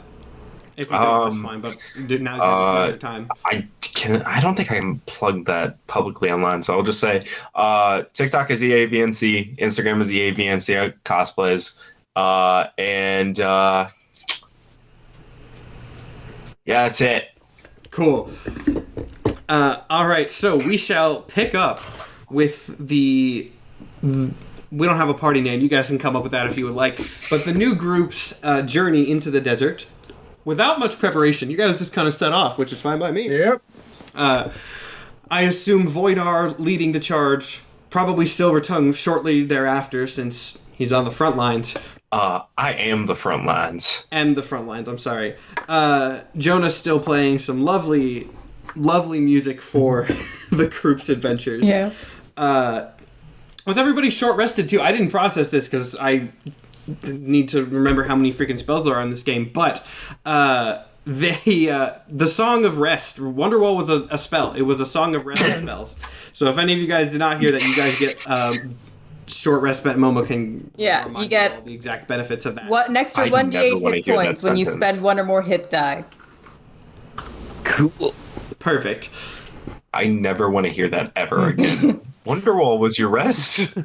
Wonderwall was your rest. You rested. Do you feel rested? I don't. Can play it again if you don't. Yeah. As you guys head out, I want you to all make me perception checks. Oh boy. Oh, Lovely. you're so nice. Yeah. Voidar is blinded with rage. He can't hear anything over Wonderwall. That's gonna be a 6. I have such That's a good 21. My perception is good, but the rolls have been ass. I ended up with a 11. 17. All right, so 21 is the best, so which means once again Jonah gets the highest perception. Jonah, for reasons beyond me, you are the first one to notice as you head into the desert. This is, by the way, like a longer journey. It's not like an hour walk, but we'll assume you prepped for it. This is a ridiculous one shot, so we don't have to make everything believable. Suspend your disbelief. As you guys get into the desert, you start to feel, it's very faint, but you can feel rumbling in the sands beneath you. There's some slight shifting, nothing crazy, but definitely noticeable to Jonah at least, and probably Silvertongue as well with the 17. Oh, is the ground supposed to do that? No. Do what? It's like shaking. Like it's unsteady. Like maracas. It's probably nothing. Yeah, you ever... Well, in an earthquake, you're supposed to stand under a door frame. I don't reckon anyone sees one of them. There are quite a few of us, and we are walking. I imagine that the floor would be moving. It's no mistake, Your Honor, but this isn't like wooden floor or like slate. This is like sand. So if something's moving, it's we'd have to be under like at least 3 feet of sandstone. You know what? I'm just gonna shut my mouth and keep on moving. Yeah, go ahead, front lines. Yeah. Now, at this point, I need to ask about the sort of goal of you guys going off into the desert. And I think I know the answer, but I just want to have it clearly stated. At this time in Vontril, there is nothing in the desert, at least nothing that you guys know of. So when Voidar sort of set out, was your goal just go and see if you can find the things? They're coming from this direction. Is that the hope? That's Voidar's goal. Yep. And Just our walk king out. said Yes. we are Alright, going cool. and doing this, so we are going and doing this. Yep. Great. And I write situational Okay. comedy, and this sounds like a situation where I can make into comedy. So I'm gonna kind of ask Voidar a question about his past and see if it has anything relatively to do with the stake at hand. Okay. Hey Voidar, Your Majesty, I got a question for you. And it's no silly dilly-dally anymore. I'm just genuinely curious. A couple of years ago, when there was the party attack, and you took care of that very cleanly, may I add, were there any survivors left over? Could that have been this affection? Maybe it was a wizard, a sorcerer? I can Druid? guarantee it was not the one survivor. The one survivor All right. was a barbarian woman. There is absolutely no way that they could have caused this. They did not strike me as particularly bright. Barbarian woman. Interesting. Wielded a very particular mace. Oh, I just want to point out for anybody, Is yes, this- yeah, it is. yeah. I was gonna say, is that a Griffin person Oh by my any chance? God. No. And Aragorn? It is not. No, it's not that person. Okay. Is this doing what I explicitly told the audience would never happen and attempting to canonize Fight Fest nonsense? A little bit, yeah. Panda? A little bit, yeah. Is this explicitly going against the will Oh, of DM? mother. Alright, It is. Whatever. That's It absolutely noted. is. That's cool. Cool. We never stated where she came from. Weeks. I thought this was a Totally other different hawk reference. person. Nope. Totally different reference. I thought this Fight was Fest a, is still not canon. It's still not canon. That did not happen. Anyway, Until Cool Rolf shows up in backspace. Cool out Rolf of is- the crowd, surprise cool roll. all right. Oh my God. Okay, I want everybody to make me another perception check. All right. That is a 15. Okay, that's more I like. That's a 5. He's Voidar doesn't give a fuck. That is a 15. What did Momo? Did you say Yeah, 8 or 8. 18? 8. Okay, so what was the highest? 15. 15. What did you get? I Mike? rolled a second 3 in a row, so another 11. Oh, okay. So just not much. Yeah. Desert. Yeah, I just turn to Caroline and I just say, so if a girl frames you for murder, what does that mean? What does it mean? I'd say it means you have a fairly major problem. No, but like, does it have like a secret meaning? An ulterior motive. A romantic one. Yeah. No. You sure? I am... Are you mentally well? Forward way of asking, but are you? I mean, I'd like to think so. I was just promoted from struggling musician to captain of the guard. Not musician. A very comedian. well-earned promotion. I fear that reflects less on your mental state and more our king's. Fair enough. You get writing another letter.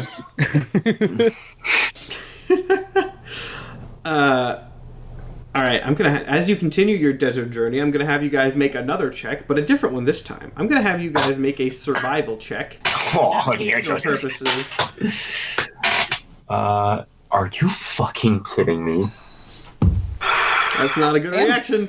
That's a nat 1 plus 7. That's an 8. But it's a nat one. All right, so Silvertongue's not gonna be that helpful. I got a 16. Silvertongue's. For navigational purposes, Silvertongue is looking for the front line. That is the only thing he's looking for. There are no lines. I got a 17. In the sand. Okay. I got a 22. Okay. The rest of you are able. I didn't hear what Mike got, but between a 17 and a 22, you guys are able to continue navigating at least towards I guess the center of the desert, which is your goal, which would be the correct goal in this case. Now, I want to remind everybody that to all of your knowledge, there is nothing in the desert. But as you travel, after you've been walking for quite a while at this point, I would say longer than you would expect to, you see something off in the distance. Too far out to tell what it is, but there is definitely something out there big enough that you can see it kind of on the horizon. Bring me that horizon. Get out. Momo, you don't get to say get out this episode. Yeah, You don't get to say this. You dropped Wonderwall. You ain't got nothing. Oh, me? I just made a cute little joke. I'm just a little guy. It's a little guy. As you see this thing, by the way, the rumbling, you can kind of tell that it's getting louder the closer you get to this, or larger, the closer you get to whatever this thing is off in the distance. Can I do a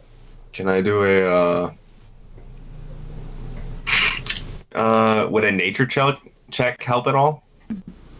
Whatever check you want to make, whatever check you think would help. There is something you could get off a nature check. There's something. Okay, then I'll do a nature check. If it's good enough, yeah. Are you? Is that another nat one? I'm gonna preempt. That's another nat 1. Didn't. That's another nat 1. Plus 3. That is 4. Okay. Well, in this, if you got a nat 1, that on the horizon, definitely an oasis. That's great. There's gonna be water. There might be some food. Great place to be. How quickly do you want to get demoted, bro? Bring me to that horizon. Right now. Can you feel my heart? I am thirsty. Didn't realize you had one, and Caroline What, I put a didn't hand to your even look at it. chest. Staring at the fucking sky. Caroline. Shut the fuck up, motherfucker. Will do. I'm just gonna- Okay. I'd like to make a perception. I personally Oh, feel. go ahead. I personally feel that if we head towards this beautiful oasis that I can see upon us, that is clearly an oasis. It wouldn't be anything medieval in the short sense. I think that we should go over there and just get some refreshments. You know, maybe there's going to be some coconuts. Mr. Silvertongue, I know you haven't attended my classes, but on a educated guess, what do you think is the most common cause of an oasis sighting in the desert? Because it's not a fucking oasis being there. Oh, well, mate. Well, how do you know? Because Jonah, is that a raised hand? How do you know? yeah, Oh, that's, no. that's a really Okay. that's a really interesting assumption that you don't think I know what I'm talking about. I think it's a fair assumption because we've been in the desert, and I don't think I've ever seen you never- drink water. Oh, please! You ever see me go? Not till now, thankfully. No, I'm a thirsty boy. Caroline's tuning him out. Can I do another perception check as Voidar is all of a sudden realizing that people are arguing in front of him and is like, oh, something must be important, and looks closer down the horizon to see if he can see what they're approaching. Yes, go for it. All right, let's see if I. Also, just so everyone knows in chat, I'm uploading one more asset real quick. So if there's a lag spike, it's only one, so it shouldn't be as bad. But just for note, continue. Does a 15 do anything? A 15 would definitely do something. So Okay. yes, you take a look over this thing that that Silvertongue swears is some sort of oasis, and also yes, there's that lag spike that should clear up in just a second. You look over this thing that Silvertongue swears is an oasis.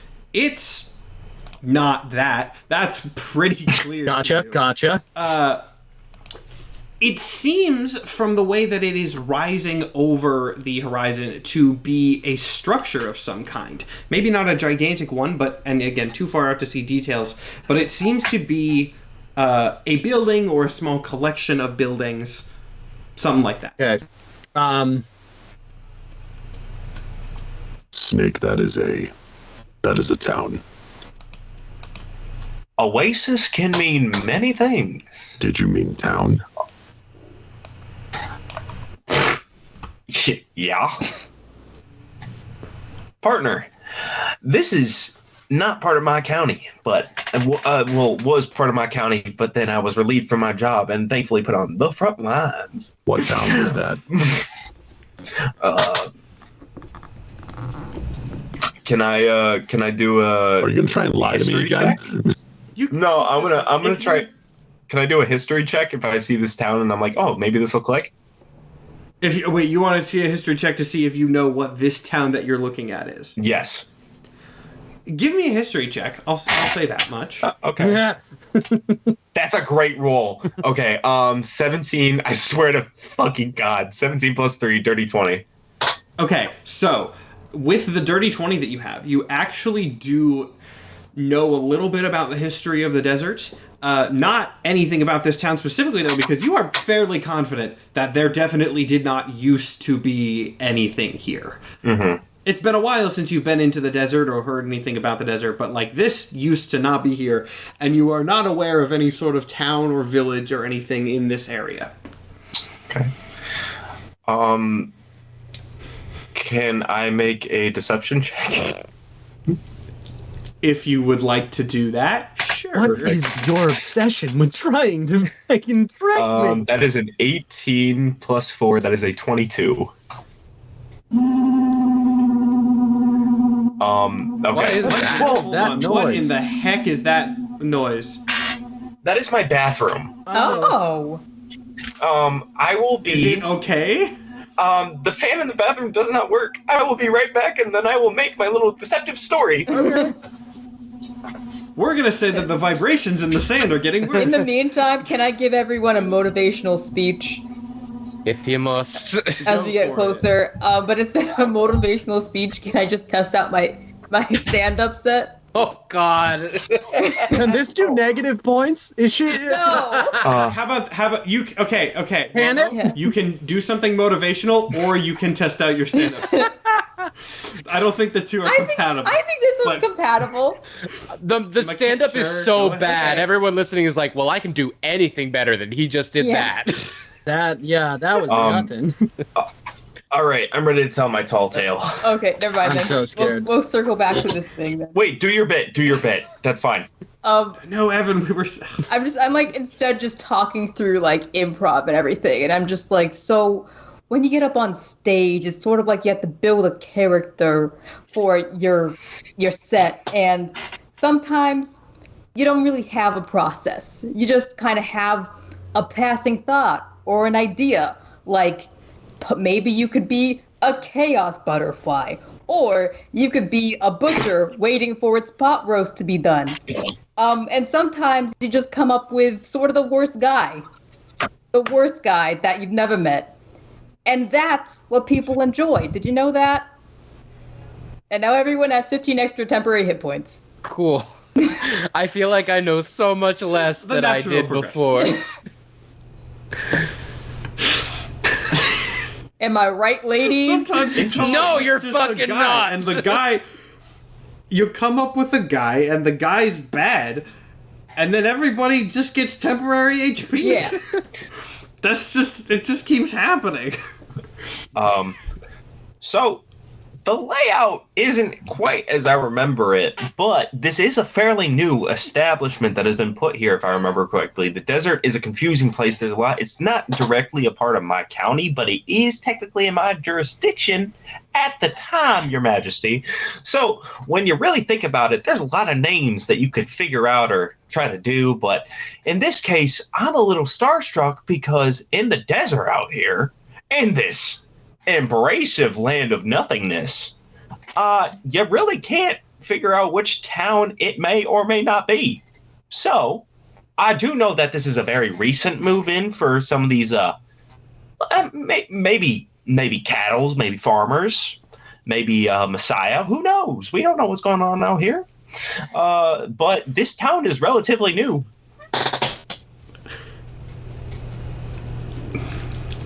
So you I would call said it- don't know the name of the town. I do.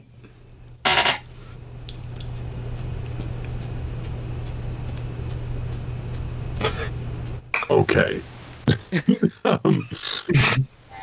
And he's kind of like stammering, and he's just finally like, Vuchmigen? Vuchmigen? Vuchmigen. It is the Did you just look me? Vuchmigen. Did you just look me and say Vuchmigen is the name of this town? Vuchmigen. It's trollish. It certainly Trolling. is. Your lordship, may I take an aside with you for a moment? Desert trolls. Desert trolls, you know, the ones that are In the desert. Voidar, after staring at Silvertongue for just so long, just stands up and looks at Caroline and says, "You have permission to kill him if he is wrong." And we start walking towards the town. All right, very well. Keep note, Mr. Silvertongue. And I whisper to Caroline, and I'm like, I will drop you 20 gold if you do not kill me. Mr. Silvertongue, this experience has not been worth all the gold in the world. Do you know what it takes a thief to say that? What awful fuckery of a day it takes for a thief to say that. All right, how about this? A little else. I will no longer arrest any of your students. I will free your You're not the sheriff anymore. There is no sheriff. I will let you do target practice on me for all I care. Just don't. You're here as target practice for the enemy. You realize you're cannon fodder. There's no less safe position to be in, and I was going to let you walk into it blindly. Because frankly, I don't have much respect for bootlickers, but you can't be this dense. Cannon fodder is a weird way of saying first line. First line is also another word for first in charge. So I am the first in charge to battle and protect my Cannon king. fodder to the front. Yes, sir! I am on my last Okay. fucking line. So with Silvertongue happily slithering his way right into the front of this, you guys head into the town. Now, the first thing that is mostly noticeable about this place is that you don't see anybody. The rumbling from beneath the sand is far more noticeable at this point. It is obviously largely emanating from below this place. If you guys want to make me perception checks or insight checks to try to figure out things about this place, Finally. if you want to get an idea of the vibe of the town, perception. If you want to get an idea of like specifics and what that's for insight. I'm going to have those be two different things. That was a nat 20 I got on a- insight. I got a 26. I got a on 19. Okay. I got a 22 on perception. Okay, so we got really good things. So perception. First thing that is noticeable. This is not a full like village. It is more of a complex. It seems like it was built for a specific purpose. There are living quarters that you can see. Again, none of them currently populated, but like they're more like dorms in a sense. You know, medieval, but like there are people living here, working here on some sort of specific thing. Hey, Matthew, Yeah. for my own sake, are there any signs that say "Welcome to Voochmegan"? You know, there's not any of those. But in your defense, there aren't any signs that say "Welcome to other place." So you've got some level of plausible deniability. That's better than nothing. And hey, there's currently no population around to deny, so nothing is disproving you. But you still got an uphill battle. Anyway, from the insight check, you said you got a nat 20 on that, right?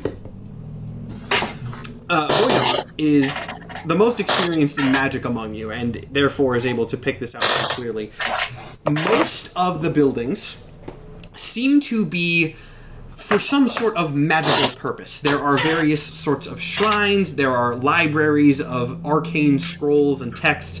Even the dorms seem like they were probably populated by wizards or magic users in some sense. This seems to be some level of magical research facility. Gotcha. But once again, also with that, with the nat 20, while the place is abandoned, it seems like it was abandoned recently.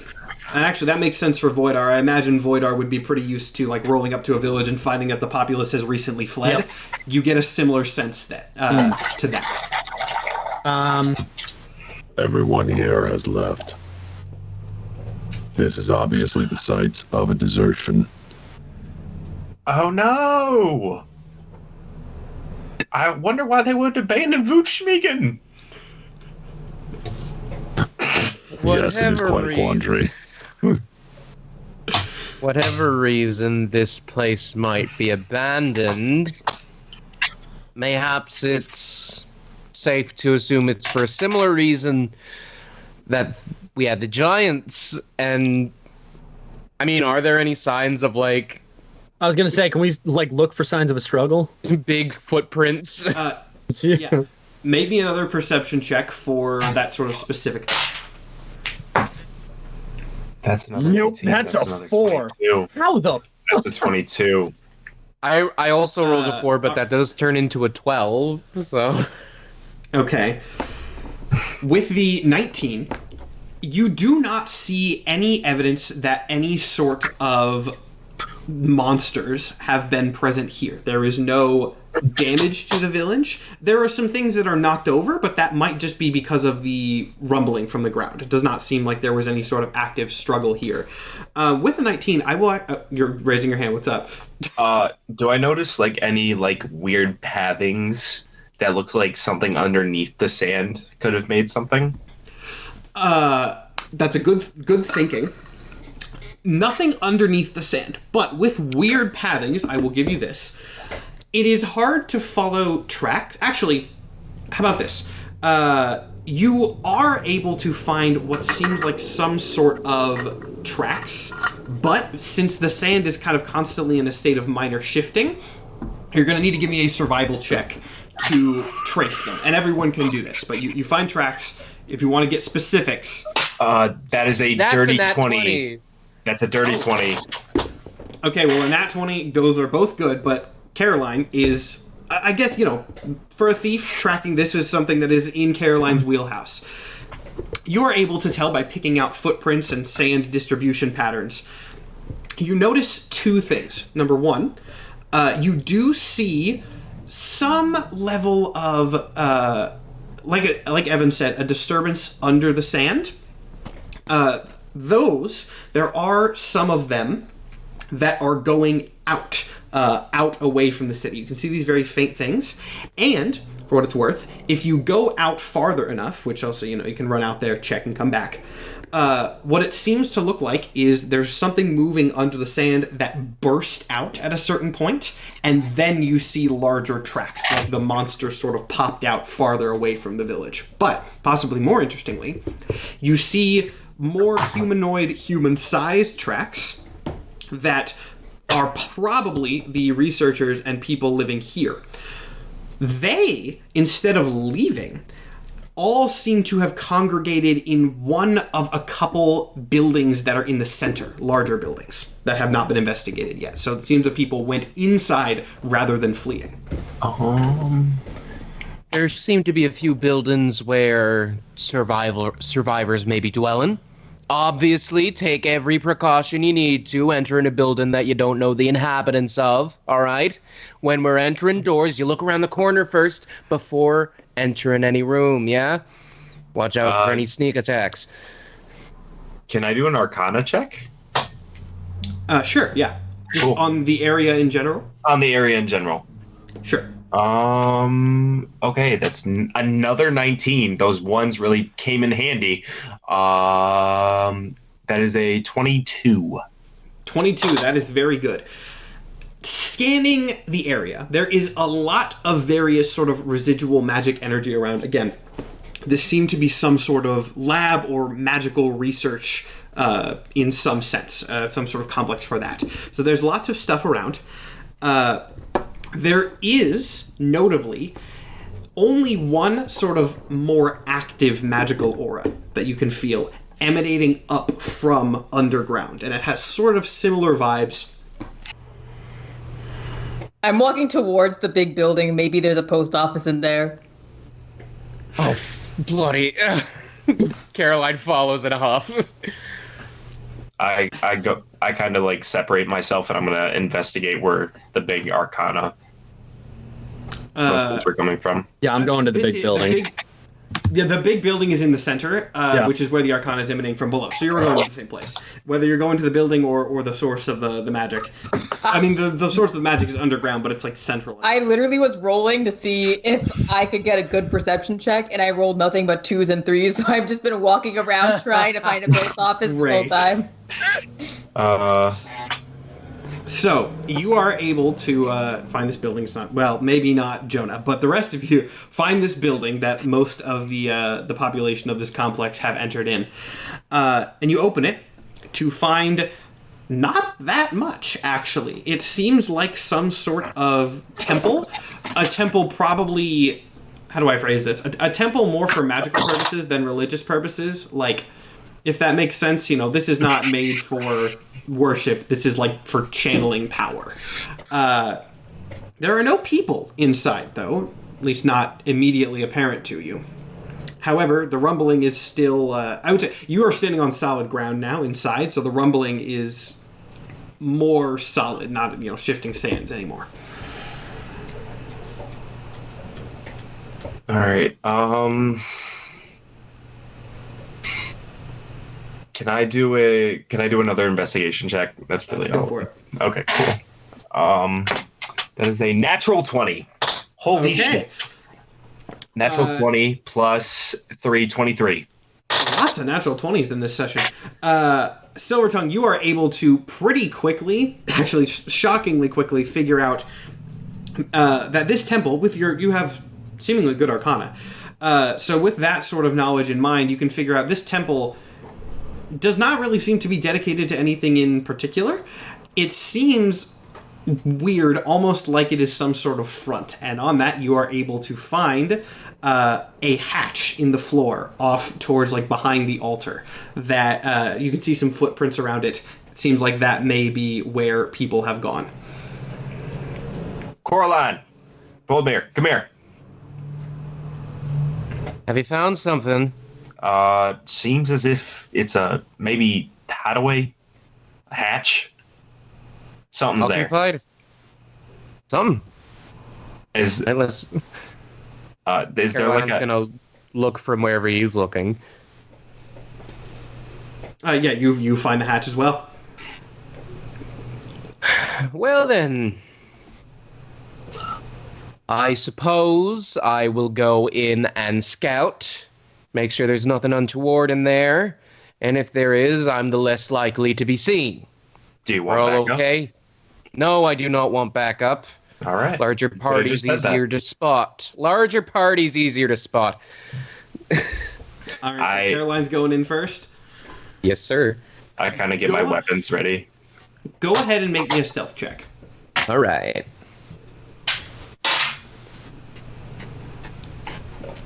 Um.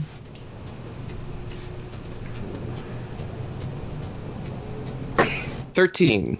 13, all right. I will note that as you go in. So, going into the hatch, you enter a somewhat natural-looking tunnel. It is clearly a cave that has been expanded upon. Expanded, made more easier for traversal, but this is not a fully man-made tunnel. It is one that was already there and then built out upon. Going in, though, as the hatch is lifted up, the rumbling is now much louder as you go underground, seeing as you're now surrounded by it on all sides. But you can all actually make me a perception check as you sneak down here. All right. All right. That is my perception. 21. 21. 21. That's pretty good. So as you go down, you start to hear other noises beyond just the rumbling. You hear roars that sound fairly similar to the monsters that you faced in the town, coming from farther down. But also sounds of battle. You hear magical explosions and effects going off, screams of people, yells as they fight. Clearly there is something big going on down here ahead of you. How far does the tunnel go? It goes decently far. It goes fairly deep. I don't know an actual fairly deep. For what purpose do you need to know? Because I know how specific to be. Well, I was just asking because Caroline's not going to go too far on her own. So At a certain point, Caroline is going to double back and relay the information to everyone, but specifically speaking to Voidar. Gotcha. Okay. I'll say you go down far enough until you can see kind of lights. The tunnel is decently lit, but there's some more active lights that are probably battle down at the end. So I'm assuming we see that and then go back up. If that works for you. There's Cool. a battle happening at the end of the tunnel. It sounds like it. The rumbling is much louder, and at the end of the tunnel there seem to be sounds of combat similar to the Titans that we had in the town, as well as some that are currently unidentified. How do we proceed? We came to Rumbling vanquish. and Titans. We came to vanquish the Titans, and you're telling me that there is a large collection of Titans at the end of this tunnel, or at least it sounds like it. Combat that likely involves more than two and possibly other parties, so there are a lot of unknowns. Well, I would like to witness this. And I start... You would like to? He just says, I would like to witness this, and then he starts walking towards the hatch. Caroline is going to scramble after you, trying to get in front of you. Sir, I do think we should maybe coordinate a plan of some sort, some way to approach intelligently. There are 4 of us. Right now, out of all 4 of us, I am the only one who has fought a larger party than 2. Logically, it makes sense for us to go down into there, and it makes more sense for me to go first. Unless Cannon Fodder would like to take the front lines again. Oh, shut your motherfucker. Yep, first line. Let's fucking go. Strong and rumbling, strong and lumbing. Make fucking way. All right, Silver Tongue goes down first, I guess. I kind of whip out my fucking revolvers, and they kind of fan the bullets are in there, and I click them, getting ready. Can I make a stealth check? Yeah, go ahead. Okay, cool. I'm gonna say, unless you're actively going farther in front, everyone's gonna have to make a stealth check. Okay, cool. Then I won't make a stealth check. I'll just kind of, I will make a, I'll make in I'll make a perception check. All right, go ahead, make your perception check, and I'll describe what you see at the end of the tunnel. All right, that is a 15, 18. 18 is pretty good. So, as you start going down, you see that the tunnel becomes a little bit more carved as you get lower and starts branching out into a few other rooms and chambers. As you look in, you see seem to be other sort of labs, magical research facilities, much of more of what you saw up at the top, but presumably more secretive since they're underground. You also hear the sounds of battle get louder, and as you enter, you come into the end of the tunnel all the way into a very large underground chamber. And this chamber is actively where things are going down. You have come out kind of at sort of like a corner of this, we'll say. It's a more rounded chamber, but tangential to it. On each side of this chamber are massive portals. One portal looking fairly similar to the colorful creature that you saw, the same sort of energy. And the other portal similar to the other Titan. More of these creatures are pouring out of them constantly. And in this large chamber, you see lots of various spellcasters of what types you cannot be sure, probably multiple, trying to fight them back. This is working okay. Some of them are definitely falling, but you see a lot of others also escaping into various tunnels, in some cases just smashing their way through the walls and carving tunnels themselves, as these things are clearly starting to spread out. You can also see plenty of tunnels already carved into the walls where things have left. This is obviously where the monsters are coming from, and they are obviously still actively appearing. Now, in the center of this room, you see a raised platform exactly in between both of these portals. And on this platform is a figure, one you do not recognize, a cloaked wizard, who seems to be doing something to each of these portals. And you can tell from the positioning, protecting whoever this is very clearly seems to be the goal of all of these spellcasters that are flying around. Okay. So, let me get this straight. The spellcasters are attacking the Titans, but both types of Titans are coming out of these portals. And the Titans are attacking only the spellcasters? The Titans are doing a lot. If you're asking, they don't seem to be... Are you asking if they're attacking each other, basically? Mm-hmm. As well? Yeah. Yeah, so it's chaos immediately. The spellcasters are attacking the Titans. Both the Titans... If two Titans of opposing sides get near enough to each other, they do start fighting. But a lot of the Titans also seem to be dispersing, trying to leave the chamber and spread out. All right. And so I'm gonna turn the corner, and I'm just gonna kind of explain to everyone what's going on. All right. So there's a lot of shit going on down there. Seems to be a couple spellcasters trying to fight off something. There's a man just standing down there who seems to be warding this sign of evasion, but both of those Titan groups that we saw in the middle of the square are currently being drawn out of these gigantic portal-looking shapes. I do question what we're doing here, frankly. What are we accomplishing? We have many Titans, spellcasters who seem to be trying to handle it. What are we trying to contribute here? Looking to Voidar. Does the spellcaster that they are trying to protect seem to be trying to close these portals? I can't really tell. I couldn't really give me an Arcana check if you want to try to figure that out. Thank God. I was going to ask. 17. Yes, it seems at the very... Yeah, in some capacity, yes. You're not 100% sure, but at the very least, you can tell from the attitude of these spellcasters that are all flying around fighting that, they do not want the monsters getting out. So the fact that they are trying to stop the monsters from spreading while someone is actively doing something to the portals, yeah, it can be assumed that they are trying to shut it down. All right. So, if it seems like he's trying to shut the portal, but I think if we want to somehow get a better envisioning of what could be happening, Caroline, you could try to like sneak and grab one of them real quick and bring him back here. Maybe shut him up.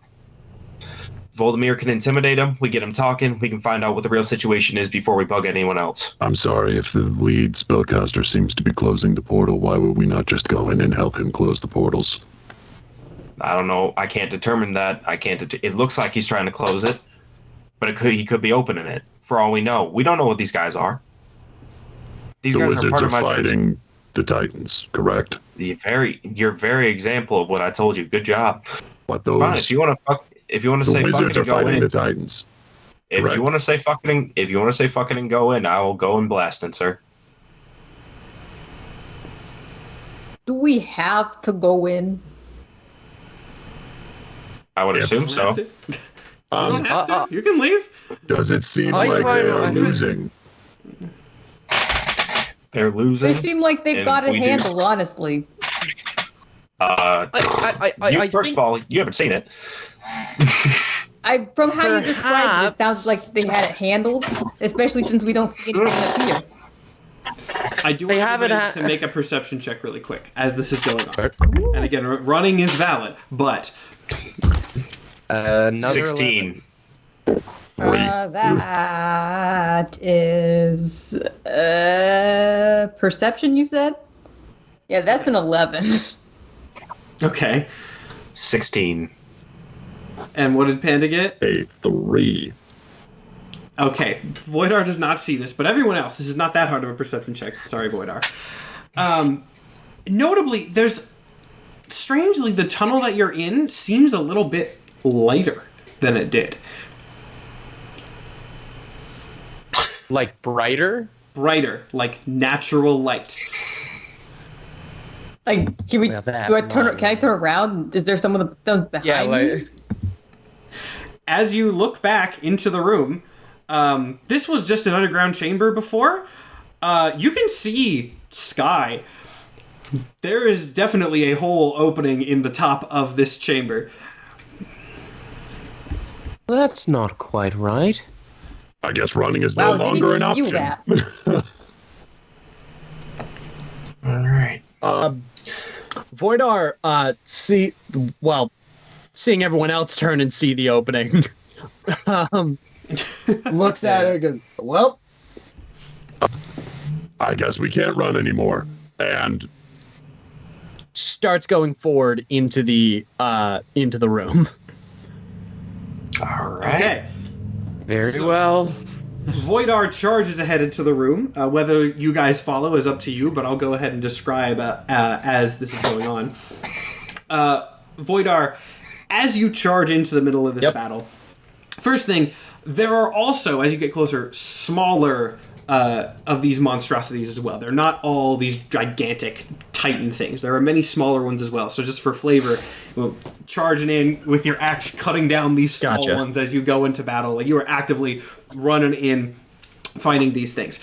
The rumbling is notably louder, of course, as you can see that this chasm is being torn open. There are chunks of rock falling from the ceiling, crushing monsters and spellcasters alike. This situation is actively worsening. Okay. When you are charging out into the battlefield, what is your goal? Are you going to something or someone specific, or is your goal fight the monsters? My goal is fight the monsters and protect the dude who seems like he's closing the portals. Okay, so are you going towards that guy, or are you just... I am going towards that guy. Okay, so as you go in, a couple of the spellcasters do kind of notice you as you pass, since you are clearly dressed differently than they are, and you are charging towards their leader, seemingly. But most of them are preoccupied with these other monsters. You clearly do not look like either of them. And so maybe if someone, by the time someone thinks maybe we should stop you, you've already passed. You're able to get to this slightly raised platform in the center, next to this cloaked wizard, who has not yet noticed you. Seems to be very focused on whatever spell he is performing. He looks at him and just goes, are you trying to close the portals? After a moment, the spellcaster looks at you, kind of confused, and just takes a second to process who this mysterious figure with the terrifying voice is. He doesn't seem that scared, though, as he just kind of grimaces and goes, No, I'm trying to open them. This is a lovely day for me. Oh, Clearly sarcastic. what? No, clearly sarcastic. When you raise X, he goes, No, shut. Yes, I'm trying to close the goddamn portals. Who are you? I am Voidar, the new god. We will protect you. He he's actively holding out an arm to each portal, but he kind of pulls one away for a second. Like, you see his hands point at the portal and goes, Did you come from one of those? Or did you just happen to walk down here? What's the situation? Your monsters are affecting my kingdom. I would rather they don't. Fair enough. And you are... I don't compliment people often, but you seem like a competent enough fighter. I would just like to remind the audience that the only fight we have seen Voidar in, he missed his first shot and slipped in his own stupidity.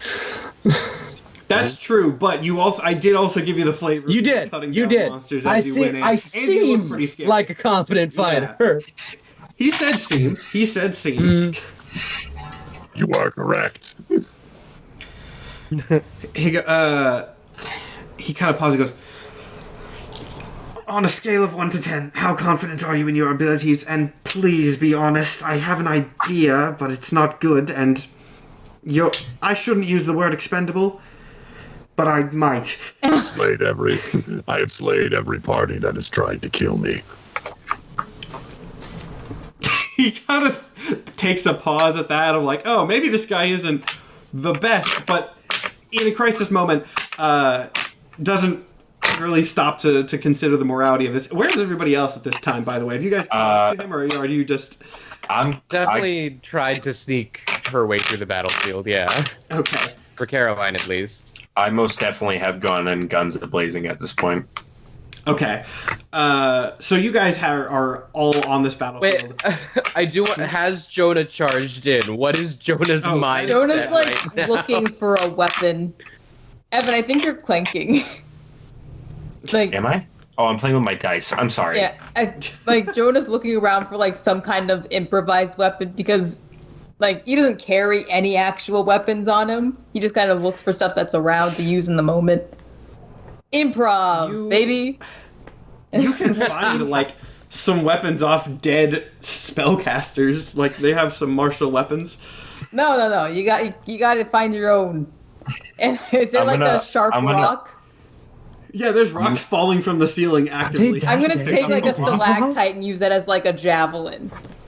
I'm gonna look at Jonah and see them doing the dumbest shit possible, but trying to find a weapon. And I'm just gonna call it Jonah. Yeah. Do you want to use a gun? No, I'm gonna use this. It's a stalactite. I can give you 12 rounds if you want. No, I'm good with this. I'm still guns a-blazing. All right. Stalactite. What? I don't know what... What are the stats for stalactite? If you Googled 5e hit someone with rock, I'm sure something will come I was gonna just use javelin stats. Javelin? It's a rock. It's a stalactite. It's a Why did you say it's so pointy rock. confused? Stalactite. We'll get to that in a second. So, at this point, the unnamed wizard, no one knows who this guy is, kind of looks around, sees the newcomers to this field of battle, and then sees his other spellcasters continuing to fight. Right, Voidar, your response was, "I've slayed every party that tried to something along those lines." Yeah. The wizard goes, "Wonderful. I did ask for a number." Number? What are we talking about? I said 1 to 10. 12. You hear just muttered grumbles of anger from this figure as he goes, okay, I was going to try this anyway. I suppose the larger numbers might bolster our chances, and if not, we're all dead anyway. So, stand back. Something large is going to happen, and I want you, whoever you are, to keep it busy. Kill it if you can, but just don't let it escape. Don't let it kill any of my men. Just fight the thing. My axe has never missed. I kind of roll my eyes because I can hear him. Yes, yeah. If you want to be close enough to hear him. At this point, the figure starts raising up in the air, levitating a little bit above this platform. At which point, the connection that he has to either portal, you see it become like there's like little bits of energy kind of flowing off his hands into the portals. That connection becomes much clearer, like visible tethers between him and each portal.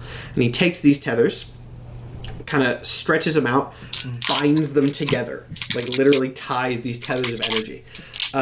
As he does this, you can see the energy start to flow into his body, causing his hands to glow as it sort of bleeds into his forearms as he shrieks with pain as this happens.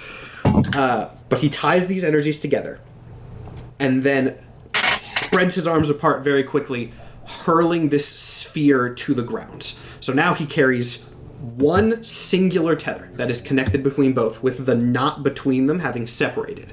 And that knot lands on the ground in front of you. Okay. At this point, I want you guys to go to roll 20. Oh boy. Solid. Mysterious orb. Yeah. Now I have, you can place your characters exactly where you would like them. I have, Is the big glowy thing Put them where he is? the big glowy thing is the platform in the center, yes. Got it. Now, obviously, the Rube is actually bigger than this, but this is a good map I have also. Yeah, my camera Dear hates Lord, roll the map 20. is currently Panda's face.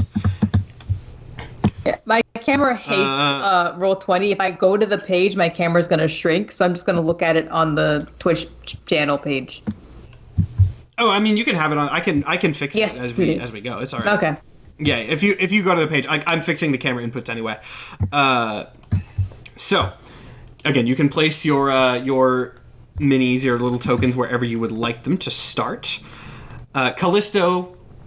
Oh no, I said his name. I wonder if anyone's surprised. Callisto No way. is floating in the air above the center of this. So he is notably, if you want to shout something to him, he seems occupied working on whatever he is doing with this tether between the portals. But if you would like to ask him anything or something like that, you can. But he is not actively in this fight. So just that's more for your references. However, this knot that he throws to the ground starts to grow. And you see, it is made of these tied chaos and order energies. They don't seem to like being tied together. You see them shift, kind of start to repel each other. And as they repel each other, since they are so entwined, instead of splitting, the knot starts to swell and grow. And as it grows and grows and grows and grows, it starts to take on a slightly humanoid form, turning into a essentially fused titan. You're a dick. So in what you way was see- this you have helpful? This swirling mass of chaos energy encased in armor of order crystals. So you shout out to Callisto, in what way was this helpful? Yeah. He shouts down and goes, "Complicated arcana that I assume you're too stupid to understand. This is a manifestation of the opposing forces between realities. It's going to try to tear them apart. Keep it busy so that it cannot disrupt my spell."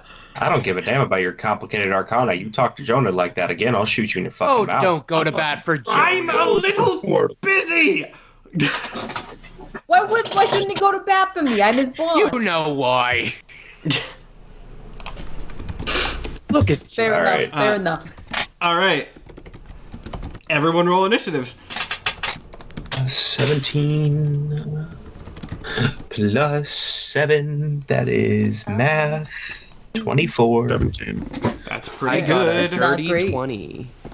I think that's 11. I'm actually, yeah, I'm right. It's 11.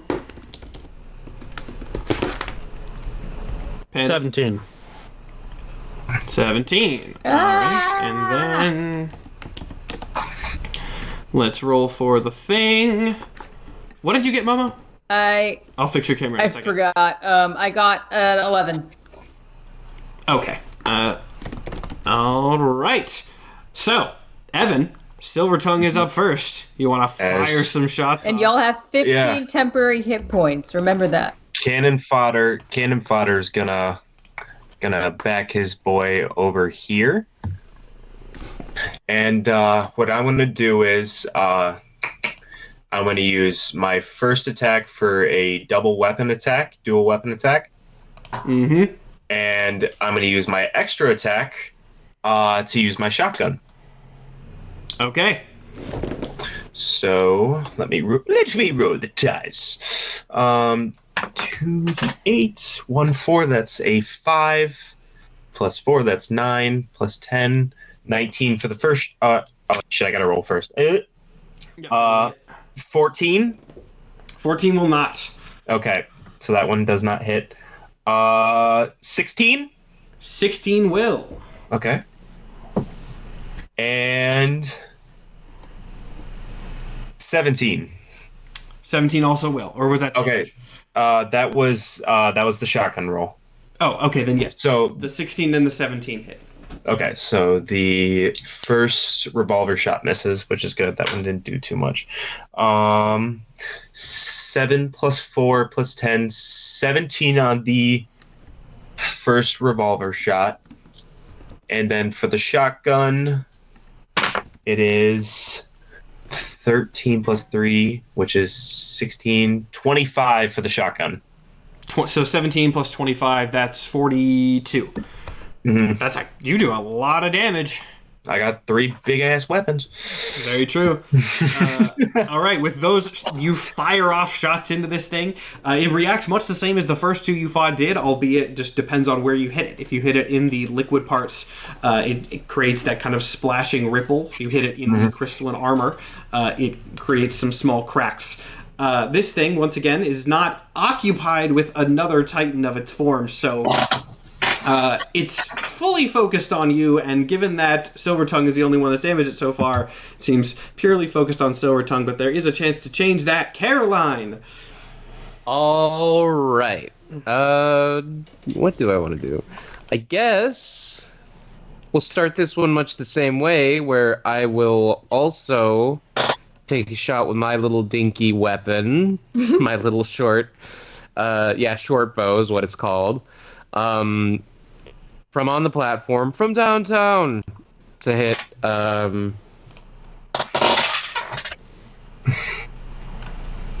not great, 13. 13 will not do it. Cool. I whiff with my short bow, and then do a cool little flip to try and take cover either behind or under the platform, whatever is more possible. Yeah, you can get kind of sort of like both, I guess. It's like a pedestal, and then it kind of goes out at the top, we'll say. So, Cool. You fire off a shot, it ricochets off the thing's armor, and you duck behind cover.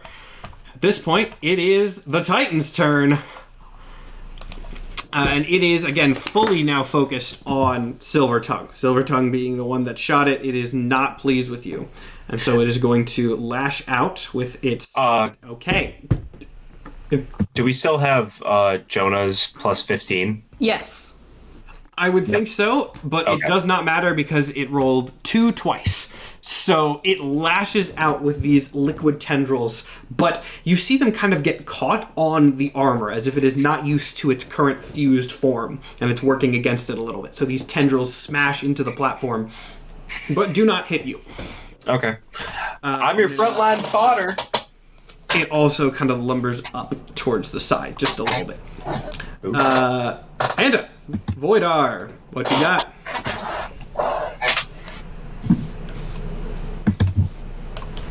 You're muted.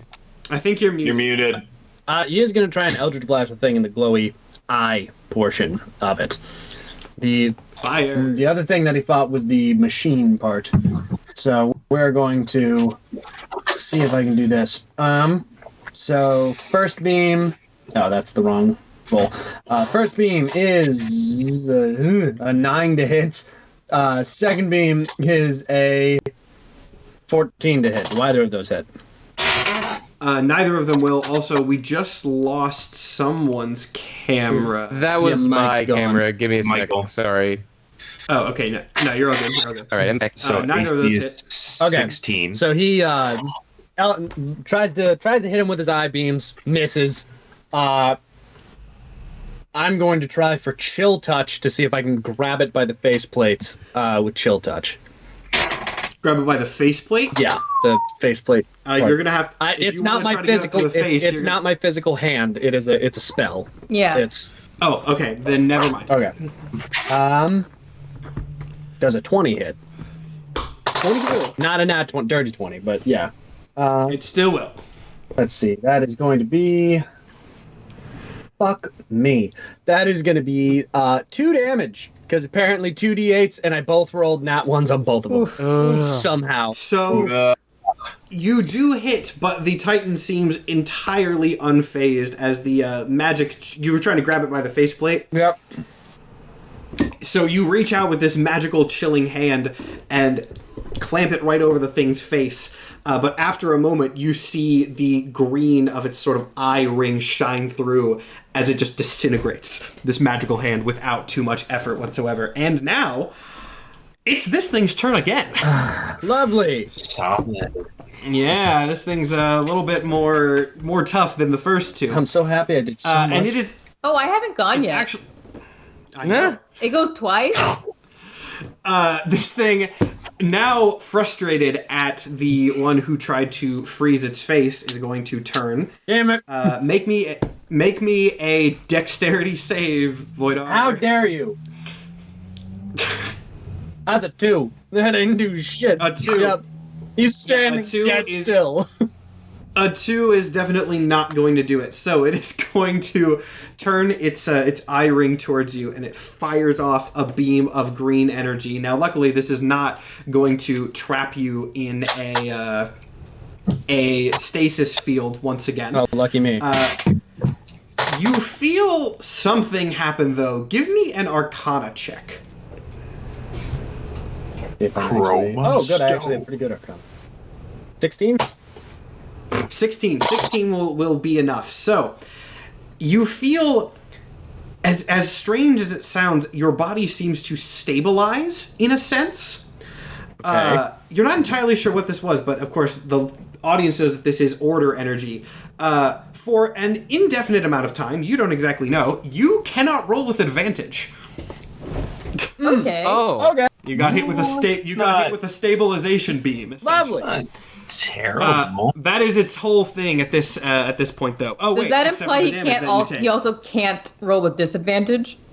No, he can still roll with disadvantage. This thing it's still working in its own favor.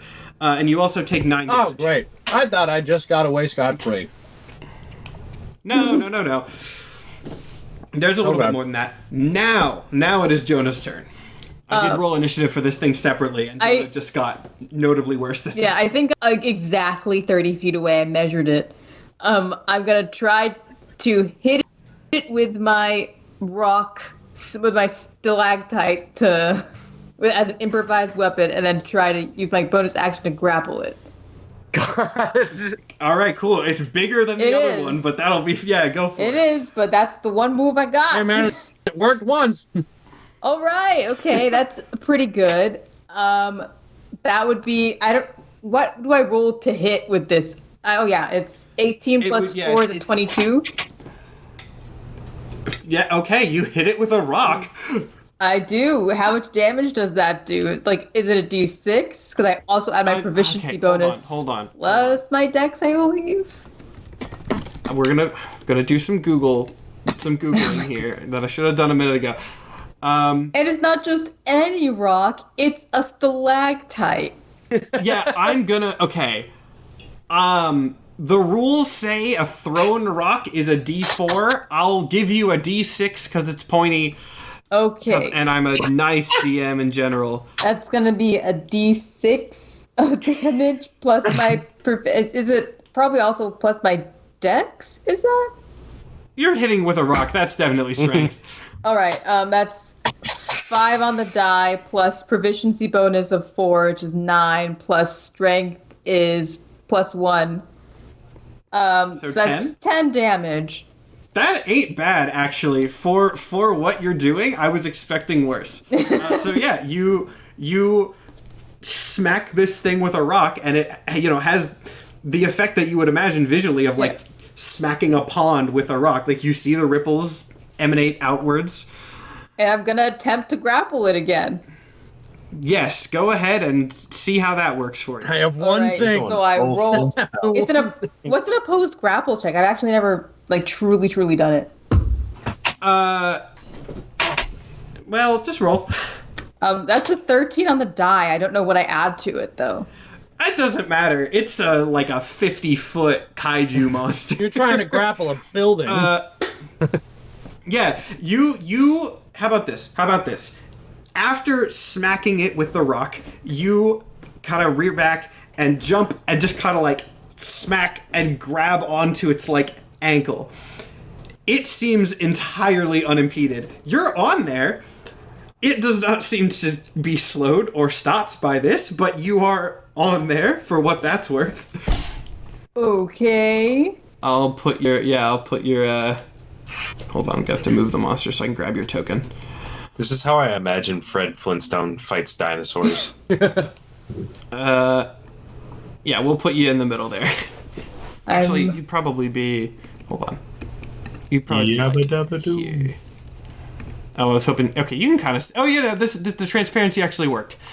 All right, so the transparency worked. You can see through the fog. There's the token of Jonah. Wait, I don't see that on the page. I'm pinging it. Oh, okay. It's not letting me put your tokens in front of the monster for some reason. I don't know why. There we go. So that also works. Whatever. I'm holding on. All right, Jonah is on the creature. Silvertongue, you are now up. All right. I am gonna go. All right, I'm gonna move a little bit farther. I'm gonna move like right over here, and I'm gonna go and use one of my grit points. So that's one of my wisdom advantages, and I'm gonna make a dazing shot. Okay. Do you want me to explain that? Do you know what that is? Yes, I'm not super familiar with gunslingers. Okay. So if you could do a quick rundown. On a hit, the creature takes damage and must make a Constitution saving throw, DC 15, or suffer disadvantage on attacks until the end of their next turn. It actually did not make that save, which is very lucky for you. All right, so let me see if it hits. All right. Oh, it has to be on hit. Okay, well, Yep. I'll count that saving throw. So if you hit, it'll fail. All right. That is a 18. 18 will hit. Okay. Then I will roll. I'm gonna roll for my left-hand revolver. That is a 7, 14 plus 14 will 4. not. Oh, unless there was more. No, it's just one of the revolvers. I'm not doing dual shot. Okay. Because that would require me to do the special action. So just 1. 7 plus 7 is 14 plus 4, 18 plus 10, 28. 28 to hit is, yeah, that'll hit. I would be terrified if that didn't hit. If that didn't hit, that would be the most broken fucking boss. Yes, no, we're not. There. If that didn't hit, there would be some, like, weakening gimmick that you guys just hadn't found out yet. Yeah. But it does hit. Okay. Oh, no, I rolled an 18 to hit, and... Oh, was that damage? That was damage. Oh, okay, that makes... That's my bad. I did not explain what I was doing. That's fine. Yeah, okay. 28 damage makes a lot more sense than 28 to hit. Okay. Yeah. Cool. Well, that does go through. Yep. And the dazing shot is what? Disadvantage on attacks till the end of the next turn? Yes. Okay, cool. In that case, Caroline. All right. Let's see. All right.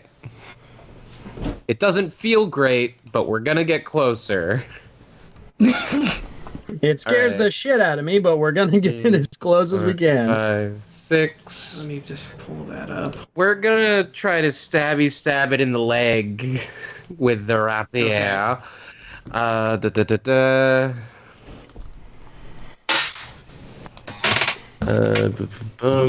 Does a 14? No, 15 hit. A 15 actually. Hey, all right. Not the craziest AC on these guys. They're big and they're slow. Then because we got our MVP Jonah in its leg area, we're gonna add the sneak attack to our damage. So That actually is true. Jonah is helping by providing sneak attack for Caroline by being within 5 I'm feet. so good at this. I've never been You're bad at doing anything in my life. you're doing great, I- sweetheart. Thank you. Can I modify that line a little bit, given that you are actively clinging onto a kaiju's leg in the middle of a fight? I feel like it's more along those, I'm so good at this! My captain of the guard knows what they are doing. Absolutely. That's gonna be Yabba dabba 24, baby. 24 damage? Yes. Or to hit? Yeah, 24 damage. Oh, yeah, because you did the sneak attack. 24 damage.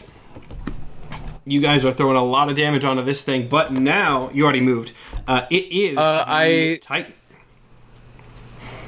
I guess I would have to disengage. Would it get an attack of opportunity? I believe.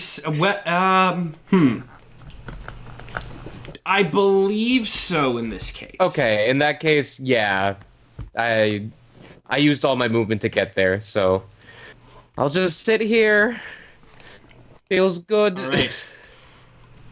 This is going to be fun. We get to use another one of its cool abilities. So, now surrounded by more of these fighters up close, you guys see the chaos parts of its being start to almost bubble in a sense, and then burst outwards. It essentially sends like a chaos mist over everything in the field.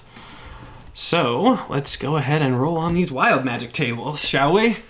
Oh God. No. Oh God. Jonah would be the closest, so we'll do Jonah first.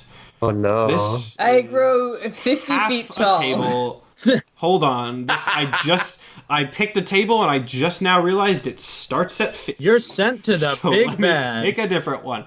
Let me pick a different table that does not start at 50. Okay, Jonah, good news. okay, You might wait, get a hold on. fast track to your ex. Bad news. Yeah, Jonah's gonna finish the post office quest. Congratulations, your arc will be over. Okay, so I have found Jesus. a table that I'm gonna use. So, Jonah, just every muscle in your body starts hurting real bad. Oh no. Yes, you are basically considered like, what's the exact step? Well, you get a con save on your turn. We'll deal with it then. But yeah, everything starts notably, there's no notable like wounds. You're not taking any damage from this, but hurt. So you have disadvantage on basically everything, and then you can con save at the end of your turn. Oh no. But no damage, so that could be worse. Yeah. Let's see. Caroline is next then. Oh, that might... Hold on. Let me see what spell this is. Let's see. This might be too strong. I might have to nerf this, actually. Wait, was it weakness? I think that's the name of the spell. No. This is a different thing. Oh, okay. This is very different than I thought, actually.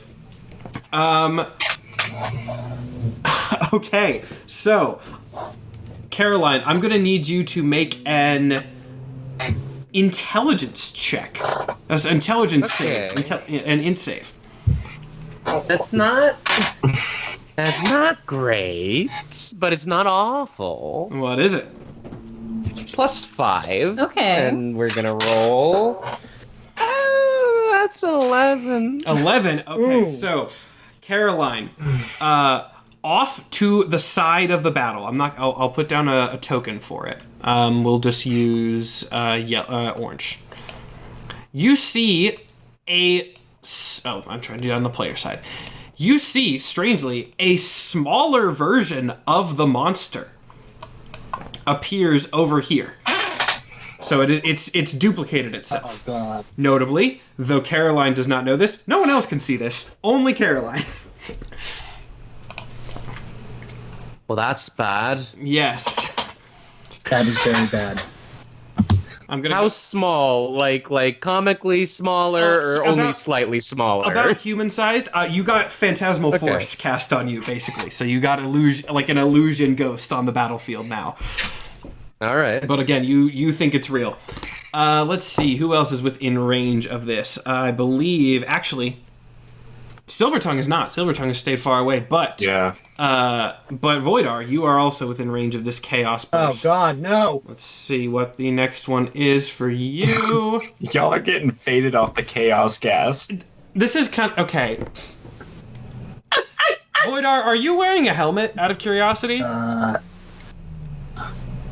The helmet he's wearing doesn't cover his face. Okay, because your face turns into a dog face.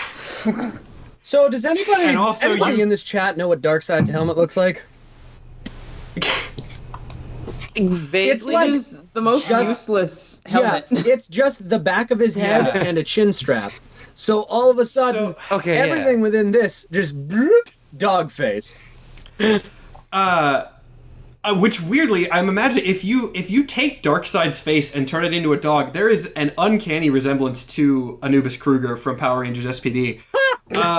Which just get that in your head. Also, you can only speak in dog sounds, so have fun communicating things to your party. Oh, I'm so for excited. now. This is gonna be great. Everyone's chat saying dog side. Darkseid. Dog side. All right, now that was this thing's whole turn, the Chaos Burst effect. So dog side, it's your turn. Great. Lovely. Fuck. That's rough, bud. Shut the fuck up, Evan. This is the dumbest shit I've ever heard. I like this table. I'm keeping this one on Oh hand. my god. So he's gonna move all the way up here, and we're gonna try the eye beams again. See if that does anything. I did say that my spear, my axe is the thing that hasn't missed. Does a 12 hit? 12. Okay, great. Fuck me. 9 also doesn't hit. How do it? Nope. Coming to To be terms fair, with, your vision Yeah. is probably a little my distorted. eyes just went from here to like here all of a sudden. So, okay. Well, He's barking Eyes went at the from wrong here to tree. here. All color vision went Yeah, away. all I this- imagine that was pretty disorienting. yeah. I'm gonna swing my axe at it. See if that does anything. Go for Fuck it. me. That's a 13. No, that did not hit. Nope. Dog So face. Voidar, Just missing everything entirely. frantic barking. Funny thing is, it's now the Titan's turn, and everyone has decided that they want to stand right next to it. So doesn't need to do any complicated abilities. It's just going to try to step on you. What's everybody's AC? Actually, no. This is an AOE thing that it's doing. So you all need to make me a dex save because it's just bam. Including me. Everyone who is under it. So I guess I should. Okay. Say, so that would be Caroline, Jonah, Voida. Everyone. But, I am on it, not under it. well, okay. Make the Constitution save to see if it shakes you off, and you have disadvantage because of pain. All right. I got a 23. I'll take the. Let's see. I think there was something about. There was one save I have that I can't get less than. Oh no, just kidding. That's a different thing altogether. That's a 12. A 12. All right, and Panda. Are you? Oh, his mic is doing something. Okay, we'll figure that out. That was a 12 for the con save. A 12. Okay, I don't know what's up with Panda's mic, but a 12 for the con save. You do fall off as it impacts the ground. The force shakes you off. Let's see. Caroline, you're going to take 9 damage, which is half. I'm not sure, Panda, if you. What was the check I was doing? Wait, no, dexterity. Oh, save. great. So I'm fucked anyway. My voice modulator just fucking broke. So my. You got turned into a dog. Yeah, I got turned into a dog. All of a sudden, my voice went to shit. Good God, did I get Glib's dice? I got a 6. 18 damage to you then. Fuck me. As this thing just rears a foot up, stomps on the ground. Am I gonna die at in which every point? break points I'm in? At which point, Jonah, you're up. I'm in so much pain. So painful. Yes, you can make a con save at the end of your turn. Let's see. So let me try something that doesn't require me to do anything and instead requires him to do something. All right. Let's try Tasha's hideous laughter. So I guess I tell him a joke. Okay. Oh no. Choked out through like horrible pained noises. Say to him, you ever have to make an appointment to go to the gynecologist? Am I right, ladies? And that's a wisdom saving throw of 13. What type of save? Wisdom.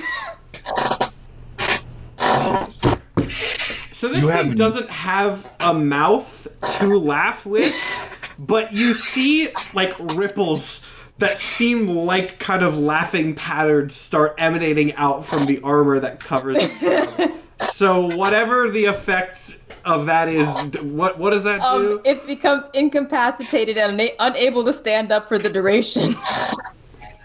Unable to stand up? It's knocked prone. Momo, it's on top of you! It's gonna fall on you all!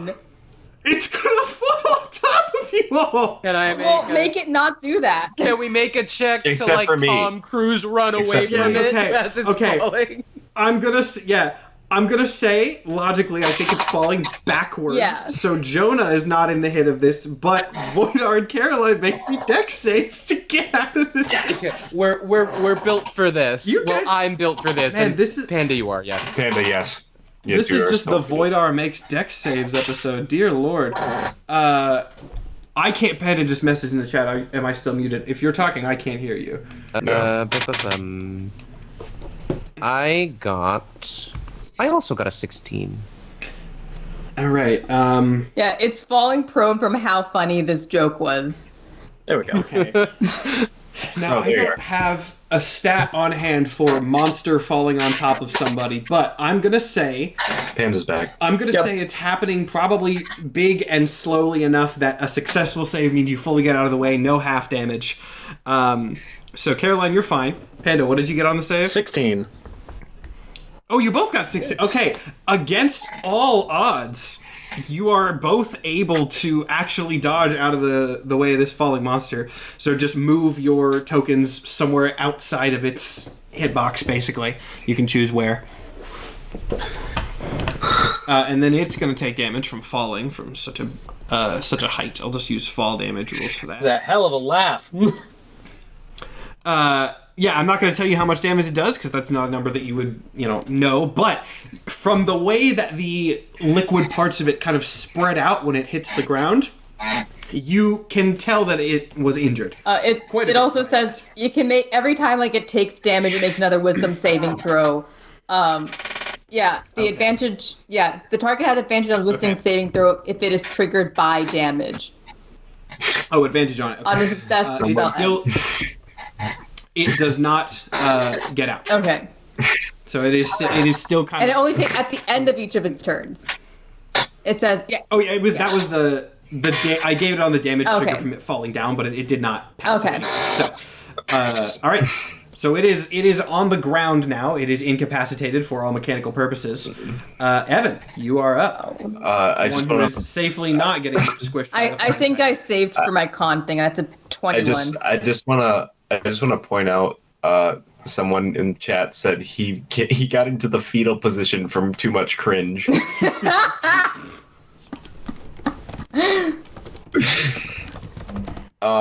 Matt's all furious right, typing after that is hilarious to me. Oh no!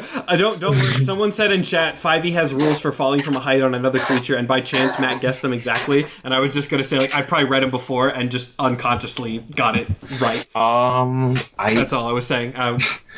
I mean, be worried.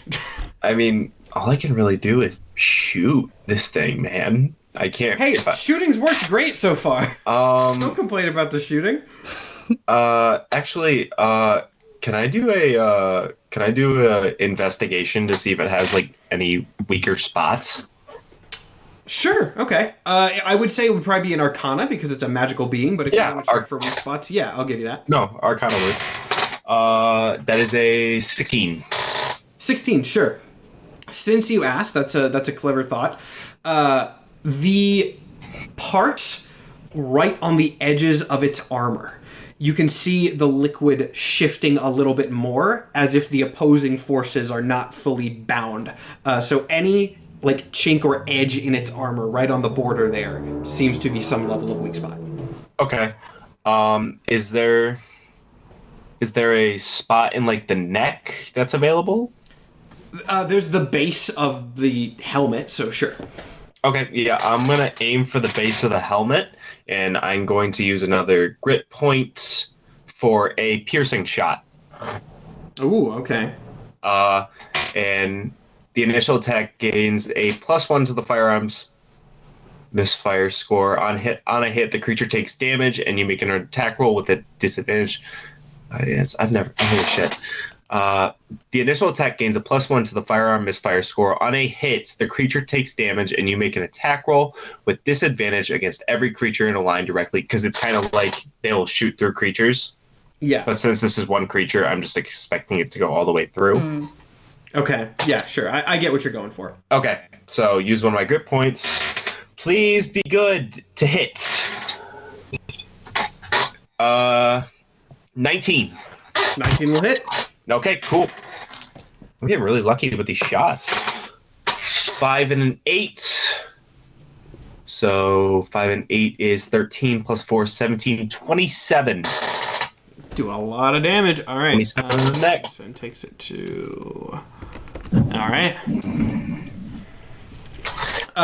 And then I'll also give you, since this thing is big, and I like the idea of trying to do the piercing shot at the armor weak point on the neck, I'll say you can do another damage for exit wound. I'll allow. I like the creativity, so I'll allow that. This thing is again very large, so. What should I roll for that? Give me another damage roll, just a normal flat damage roll, and then cut it in half. Okay, so it'll cool. A half damage, half extra. Since you specifically were that's a 6 and 8. So that's 14 plus 4, and half that is 9. An extra 9. All right, cool. You fire, now that this thing is prone on the ground, you fire a shot going right through the base of the helmet, hitting that little border between magical energies there, and you can see the bullet slide through and then out the other side doing damage in both instances. Take that, shit lips. Caroline, you're up. All right. Am I in any way compelled to go after the illusory one? No, you are not compelled to go deal with it. It is just there. Okay, then seeing the one that the big one fell over and is prone, we're gonna stab that one. Yeah. Come over to... I'm gonna stab the bottom of its foot, because I know on a person that would suck bad. Maybe on this thing it'll suck bad too. Yeah. And I get stepping on a Lego. And I get advantage because it's prone, right? Yes. Excellent. And your sneak attack in that case. All right. That's a 17 to hit.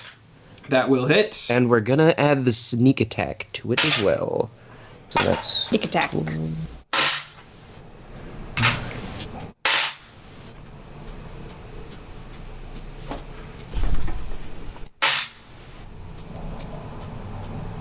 Okay, 19. 19. That is much better than a lot of your other attacks. True. So it's 19 damage, right? Yes. That was not another hit roll. All right, cool. You stab this thing in the bottom of the foot. It is liquid, so it's hard to tell exactly how much that did, but like you can see the alteration in the ripples. That means it is definitely wounded from that. Now, because of that, it does now get another advantage, wisdom save to get out of the laughter, right? Actually, I should have gotten that on Evans too, but since I forgot that, I won't bother with it. We'll do the escape. Oh, nat 20. Well, Oh no. So, yes. And conveniently, it is now its turn. I just want to say I'm a bonus action disengage. I used about 3 movements, so I will say you don't have to disengage it if it's on the ground. Like you're. Oh, okay. Cool. If you want to book it farther, but it probably doesn't matter in this case. But just for your note, I'll go here. All right. So, having freed itself from this mind effect, you can see the ripples in its body start to cease, and rather than actually pulling itself up, you see this sort of melted form shifts the armor more towards the center and then just rises up from a puddle with that armor back, reforming into its humanoid shape. At which point, it is going to go after the person that did that very effective attack against it. So I'm going to need Jonah to make a con save. another one? Oh, goodness. Another one. Another one. I failed. That's just a fail. It is going to do the same thing that the Order Titan did in the first encounter and fire a shot out of one of its... Actually, it's probably coming from the eye, because the eye is the Order part. That encases you in crystal. Oh. I will say, go ahead, I'll be nice and say this ends the other effect. I got out of that effect already. Oh, you got that already? Okay. But yes, now you are in this this stasis prison. You're going to have to make strength checks to escape, or have somebody else break it. Let's see, and then since it did get up, that is going to be its whole turn. In which case, it is Panda's turn. Voider, I'm not sure where you went. By the way, are you under this thing? Like behind? No, I'm off to the side of it. I'm like, if you look up, I'm a little bit above it. I don't up and to the left. see. That's where I am. Oh well. No, you were under it. You were under it. There we go. I should have made this thing more transparent. It was weird. Mine didn't update. My Roll20 didn't update. It's weird. It refuses to let me put the tokens in front of the monster, which is very annoying. I don't know why Roll20's not letting me do that. They're all on the same layer, but whatever. Yeah, I'm under it. For note audience, he's like here, which is behind it in this setting. Yeah. Ping on the screen there. Okay. I gotta regain some fucking honor here. I've done nothing but fucking lose this whole time. I'm gonna do Channel Divinity on my weapon, which gives me a +1 to attack rolls. And I am also going to... Let's see, what can I do here?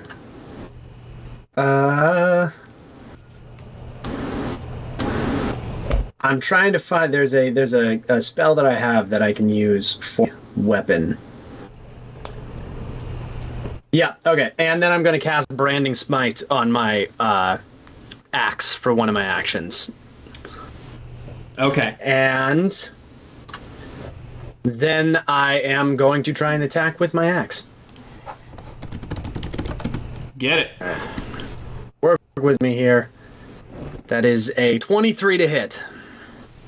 That will hit. There we go. Finally. There you go. Okay, and then I do the normal damage. Okay, and then with this, I add Also, 2d. I want to note too. I'm looking at the stats. Branding Smite is a bonus action, so that doesn't take one of yours. Oh, score! Awesome. All right, in that case, we're gonna add 2d6 to that damage.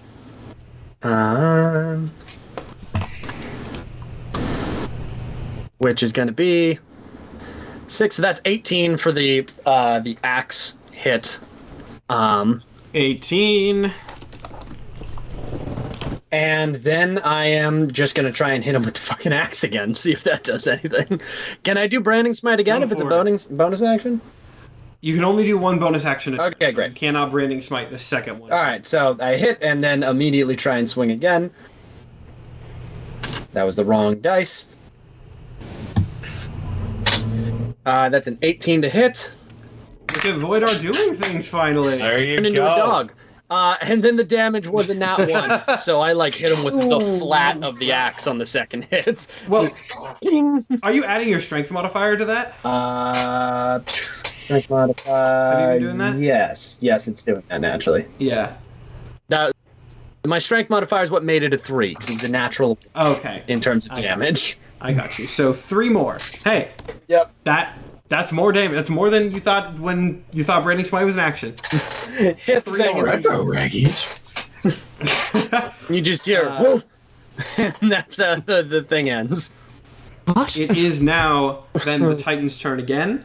It is surrounded, so I wonder who it's going to attack. I'll actually roll for it. It's not going to attack Jonah, because Jonah is incapacitated in its eyes.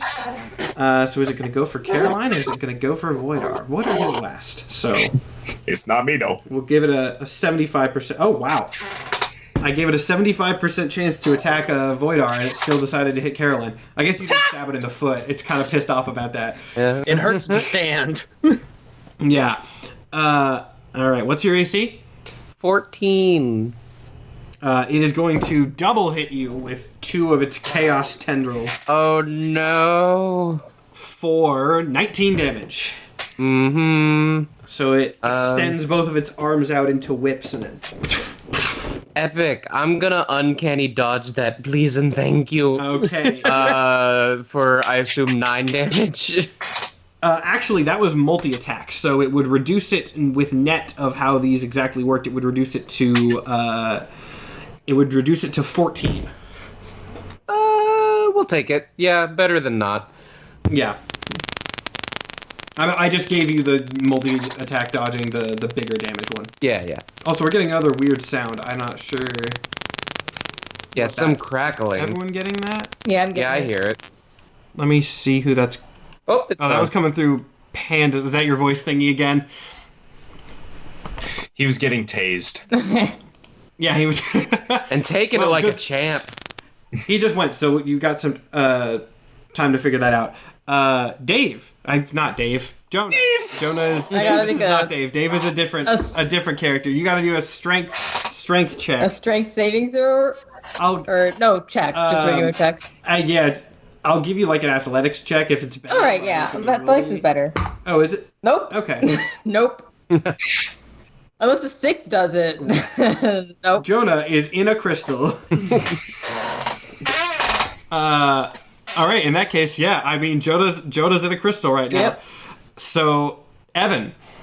Now again, you can, if anyone wants to break Jonah out, anyone can try to shatter this thing. It is not just Jonah that can do it. So if you want to like use your multi-shots, try to take a shot at it and then fire at the Oh. monster, you'd have to move because you And be called a bootlicker again? I will say this thing is starting to look pretty injured for what. I'm going to use. You know, this could work. This could be something. I'm going to use my adept marksman, which is the last 2 of my grip points. If you don't know what an adept marksman is, it is basically a trick shot. You hit it off one thing and it can hit another thing. Okay.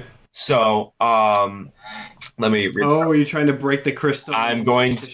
Yes. You also regain 1 when you roll a 20 on firearm attacks or you deal a killing blow to a significant threat. That's just for grit points. Your saving throws for trick shots have a DC of 15. So I can hit the first target, but I have to roll above a 15 in order to hit the second target. Okay. Okay. Cool. So land a hit. I guess I should ask: are you shooting the monster and ricocheting to the crystal, or the crystal Yes. and the monster? Shooting. Does the monster have like an Achilles heel almost, where there's like a part of the heel that's a little? You could try to go for like a nearby place that Caroline stabbed. Yeah, I can. Otherwise, than that, Oh yeah, I'm gonna aim for where Like- Caroline's stabbed. As it's walking around, you can try to shoot for that. Yeah. All right, I'm gonna use my revolver shot. Hope to God I do not miss this. Fuck. That is a 14. Damn. 14 will not do it. All right. And damn it, man.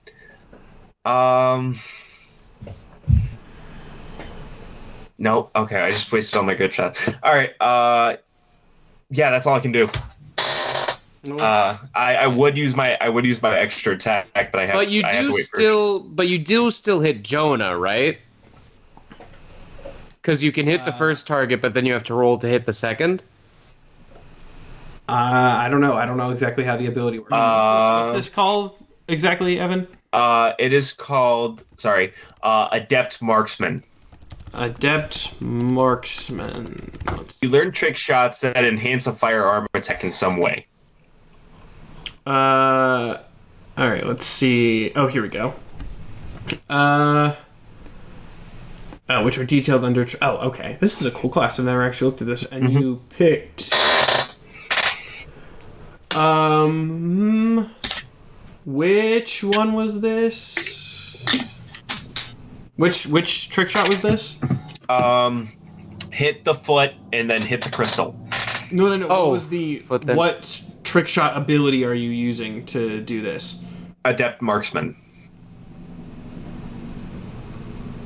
But no, like, you have Adept Marksman gives you trick shot abilities. Which trick shot are you using for that? Oh, I mean, probably. I'm just. This is out of curiosity now. It's like meta magic. Like adept marksman is your meta magic, and then you have the specific things that you use from that. I guess I'll use Deadeye Shot. Okay. Yeah, I don't think it's gonna ricochet. I'm kind of confused. Okay, sorry. Don't worry about it. This is my first time using Gunslinger. Yeah, used it before. I will just I'll just have that be used up, and I will move away, a little farther away, like up here, a little closer, but still a little at a distance of attack range. Okay. Oh, this is one of the critical role classes. Yep. That's why I don't know it. Okay. Yep. Okay. Sorry, I should have informed you on that. Oh, no, that's totally fine. I wasn't saying it's a bad thing. I was just saying that's why I haven't read it.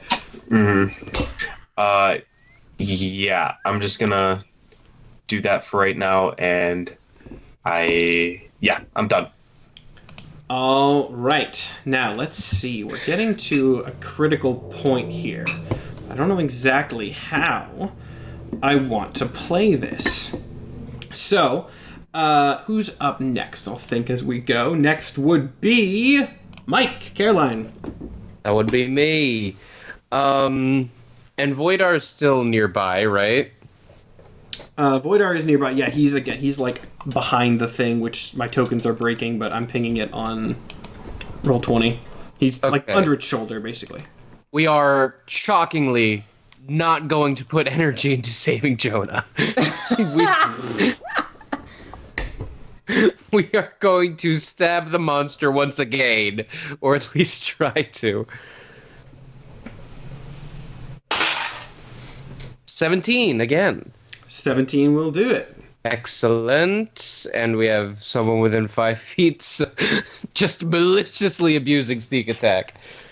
You got lucky that this thing did not hit you with the no advantage attack. That would really have screwed That your would build. suck hard. Although this doesn't require advantage. I just need to have a friendo nearby.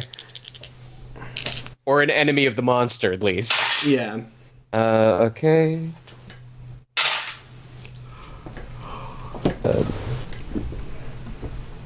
Yeah, that's math.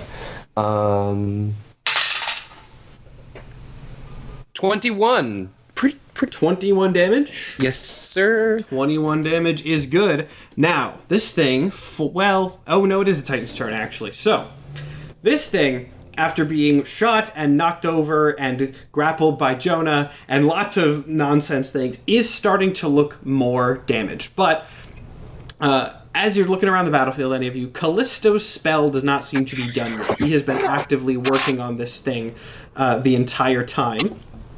But at this point, I want to do a check-in with the characters. How are you guys all feeling about this fight? Just what's everyone's attitude and mindset in this moment? I'm feeling stuck in a crystal. That's true. Jonah is in a crystal. I'm feeling really solid. Most of what I've done has been successful, and it's looking pretty hurt. Caroline's feeling good. I just want to confirm my whole head is a dog's head, right? It just says face, but HUD is funnier, so yeah. Okay, great. It's Anubis Kruger. It's Anubis. There's Kruger. no I'm thoughts. just using that. There's no thoughts. I have a dog brain. I'm a dog in a fight.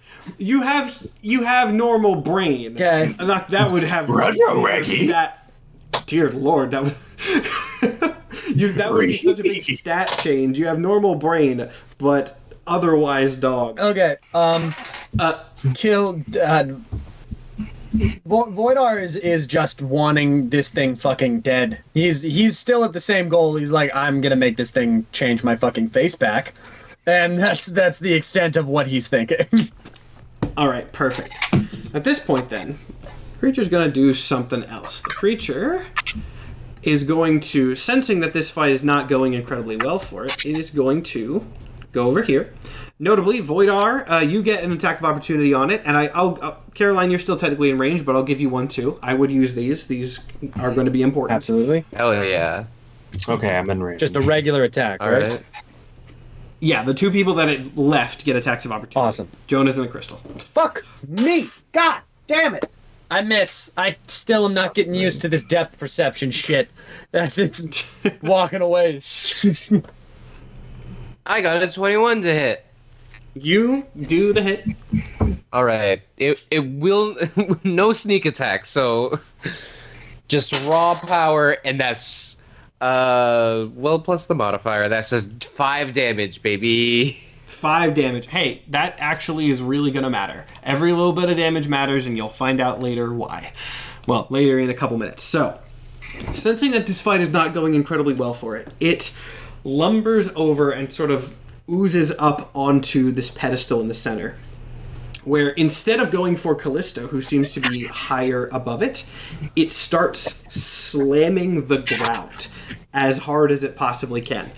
And you see the cracks that have been growing in the ceiling and the roof of this cavern since the beginning of the fight start to spread as it becomes not just an open roof, but more of a ravine beyond just that.